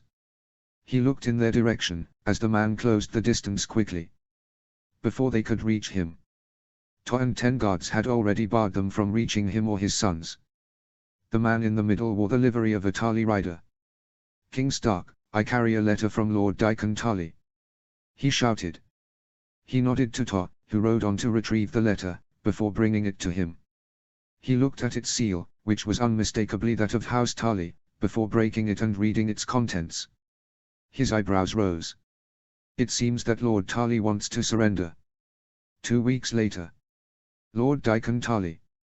He had buried a son, a royal nephew and multiple cousins since this war began. Now, standing in the shadow of a plain grey manor overlooking the scorched fields near Dustonbury, he prepared to surrender everything else. The building was once the property of side branch of House Reading, modest by southern standards, but its walls now bore a northern chill. The wolf had come, and it had not left. He looked across the blackened fields towards distant Dustonbury. The pale castle proudly remained standing on its hill, but appearances are deceptive. It had long fallen to the enemy. Sir Moribald Reading and his family remained inside, he was told, but it made no difference. It was now a wolf's den, one of many that had forcefully sprung up across his kingdom. A pair of guards in stark grey opened the double doors before him, but forced him to leave his guards at the door. They did not salute. They did not smile. They only watched. Daikon straightened his back, ignoring the ache in his shoulder where a mace had once cracked bone, and walked through. He had been here once before, on a hunting trip with Lord Reading. This small hall had once been draped in the banners of his house. Most of its walls were now stripped of tapestries. Bare stone walls and exposed beams gave it the feel of a winter keep. Only one sigil remained, the grey direwolf of House Stark, stark and solitary against the bare wooden panels behind the high seat. Below it, sat King Robb Stark, broad-shouldered, blue-eyed, decades older than the boy his father had once dismissed during the War of the Five Kings. He was no boy now. His face was older than when he had last seen at Stony September, his jaw set firm beneath streaks of grey in his once red hair. The year of fighting had carved lines into his face deeper than any Maestus quill. The crown of copper and iron on the table in front of him was more than ornament. It was weight. It was power. And he felt it. Even more, he felt the presence of the direwolves. 6 great beasts, dispersed across the room, all pierced into his eyes. The largest, a grey monster sitting next to the Northern King, was not the one that scared him. No, his terror was the dubious courtesy of the white one with the red eyes in the left corner of the hall. He remembered this beast from the battle. How could he ever forget it? Next to it stood a young man, on his chest a familiar crest with a white dragon and eerily familiar white wolf on a black field. Whereas the direwolf's red eyes looked hateful, the boy's eyes were 2 giant pools of anger and grief. He looked as if he wanted to run towards him and stab him where he stood, but he seemed to be restrained by the presence of an elder Stark warrior, who had a direwolf of a similar size. The Stark King was surrounded. To his right sat his eldest son and heir, Prince Rickard Stark, tall, broad and silent, his hair darker than his father's, but his bearing unmistakably similar. Jon Stark, second son, more youthful and impulsive, leaned back in his chair to the left, his right fingers tapping against the steel pommel of his sword. His brothers were there too. Prince Rickon, the warrior that was shielding him from the White Wolf and its youthful owner looked wild and long-bearded, and Prince Brandon, before this campaign more politician than warrior, but Eddard Stark's second son had garnished a modest reputation in battle for himself, capturing Brightwater Keep among others. The latter stood behind his elder brother and king, ready to advise him, his fingers twitching on the makeshift throne. He had been briefed about all of them and recognized them effortless. Around them stood the peers of the north. Lord Domeric Bolton, pale as milk glass and twice as cold. Lady Dacey Mormont, firm-jawed and fierce in her plain mail, clearly more comfortable in armor than silk. Lord Little John Umber, whose size, he knew, was only rivaled by his thunderous voice, though he had yet to use it. Lord Cleesewin, calm and weathered, and some younger men he didn't recognize, but who wore tabards with the sigils of houses Dustin, Riswell, Flint, Locke and Marndaley, all looked taut with grief and youth. Along the walls stood 3 men of the Stark's feared Wolfsguard. He approached the dais. No one rose to greet him. The message was clear. "You asked for this meeting," said Robb Stark. "Speak." He bowed stiffly. "I come to end the war, Your Grace. I bring no seal, no letter. Only the promise of a man the Reach still respects, and the weight of its army he still commands." Lord Domeric Bolton tilted his head. "A man with no crown, no coin, and only the shadow of an army to offer. A man who can get you what you want, the only man outside Highgarden who can do so." He replied. "I ask only that you leave my grandnephew and his line on the throne, and my family to rule its lands." King Robb didn't blink. "Those are concessions, we are willing to listen to. Now hear our terms." The heir to the north unrolled a parchment. Randall Tyrell Prince Rickard spoke, voice firm, "will remain king of the Reach." That surprised him. He blinked, he had prepared to fight tooth and nail for this. "The North does not want your lands," Robb explained. "We want peace. Not rule. But there will be conditions, many conditions." Rickard continued. "His mother, Lady Muriel Peake, is to be removed from power. Permanently. Exile. Confinement. A convent in the Stormlands. Far from court. Far from influence." He considered that. She was never popular, and always zealous. "That will pass, albeit forcefully." Her power dies with the surrender, said Lady Dacey. This is not a matter for debate. She spat upon our king, our kingdom and our people. She must go. Who takes the regency, then? King Rob paused, then said, we leave that to Highgarden. But we expect one name in return. And we will have the right of refusal. Lord Bolton stepped forward, his milky eyes cold and calculating.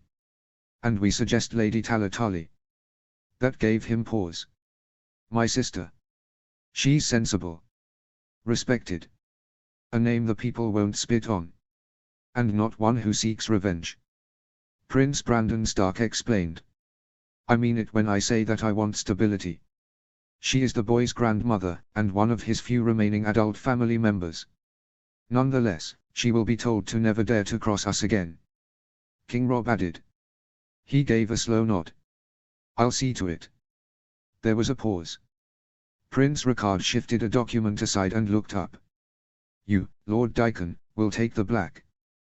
The words were expected, yet they carried a finality that made his hands clench slightly. The thought of cold stone, a black cloak, and endless winters stirred old fears. My son. Keeps everything, King Rob answered. Your name, your lands, your sword.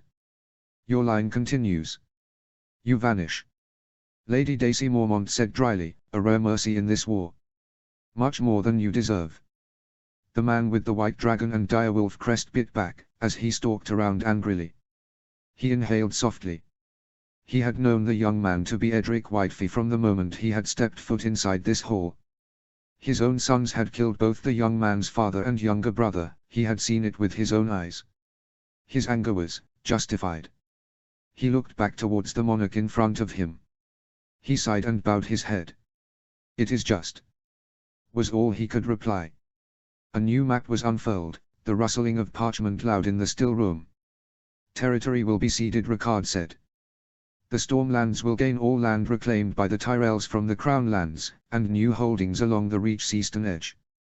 Including some fiefs of your nephew Lord Peake. He nodded, already resigned to this possibility. The Dustin nobleman spread out a map in front of his eyes. He studied it. It was not completely unreasonable, albeit a harsh verdict for some border houses like the Ashfords, Meadows and Coxhaw. He looked up to try and barter a little, be it only a creek or field, but he was dissuaded to do so by the cold stark stare in the Crown Prince's eyes. The Ironborn receive the Shield Islands, added young John Stark. His mouth tightened. You give islands of the Reach to Crickens. They bled for us, said King Rob. They pinned many of your soldiers here, disrupted your supply lines, sank your fleet and struck fear into the hearts of your people. They will get their prize, the islands are theirs. The old lords would curse him from their crypts. The Shield Isles, bastions of coastal defense since the reign of King Garth VII Gardener, gone. He wanted to protest, to shout. But he held his tongue. Rage would not save Highgarden. He knew that it would mean that his descendants would bleed to get them back, sooner or later. So be it, it would be the symbol of his own failures. The Westerlands gain border fiefs from houses Crane and Oakert, said Lord Sewin. He exhaled through his nose. You're carving us up like a feast bird. The Westerlands have already made peace with us. You lost, Brandon Stark retorted. We're being merciful. We are trying to make a lasting peace. Resentment in the West will do neither us or you any good. He understood what he was trying to say. Those few fiefs would buy the North again the friendship of the Lannisters, and there was nothing he could do to prevent it. Mercy, he replied softly, was the peace brokered with King Willers. Not this. Different times, with a different balance of power, Lord Tarley. King Rob Stark responded, an icy stare his due for his foolish comment. The room stilled as Bolton lifted a second scroll. 6 million golden roses in war reparations, he said. Paid over 25 years. 75% in gold, 25% may be given in produce, namely food or wine, but gold will also be acceptable. Daikon blinked.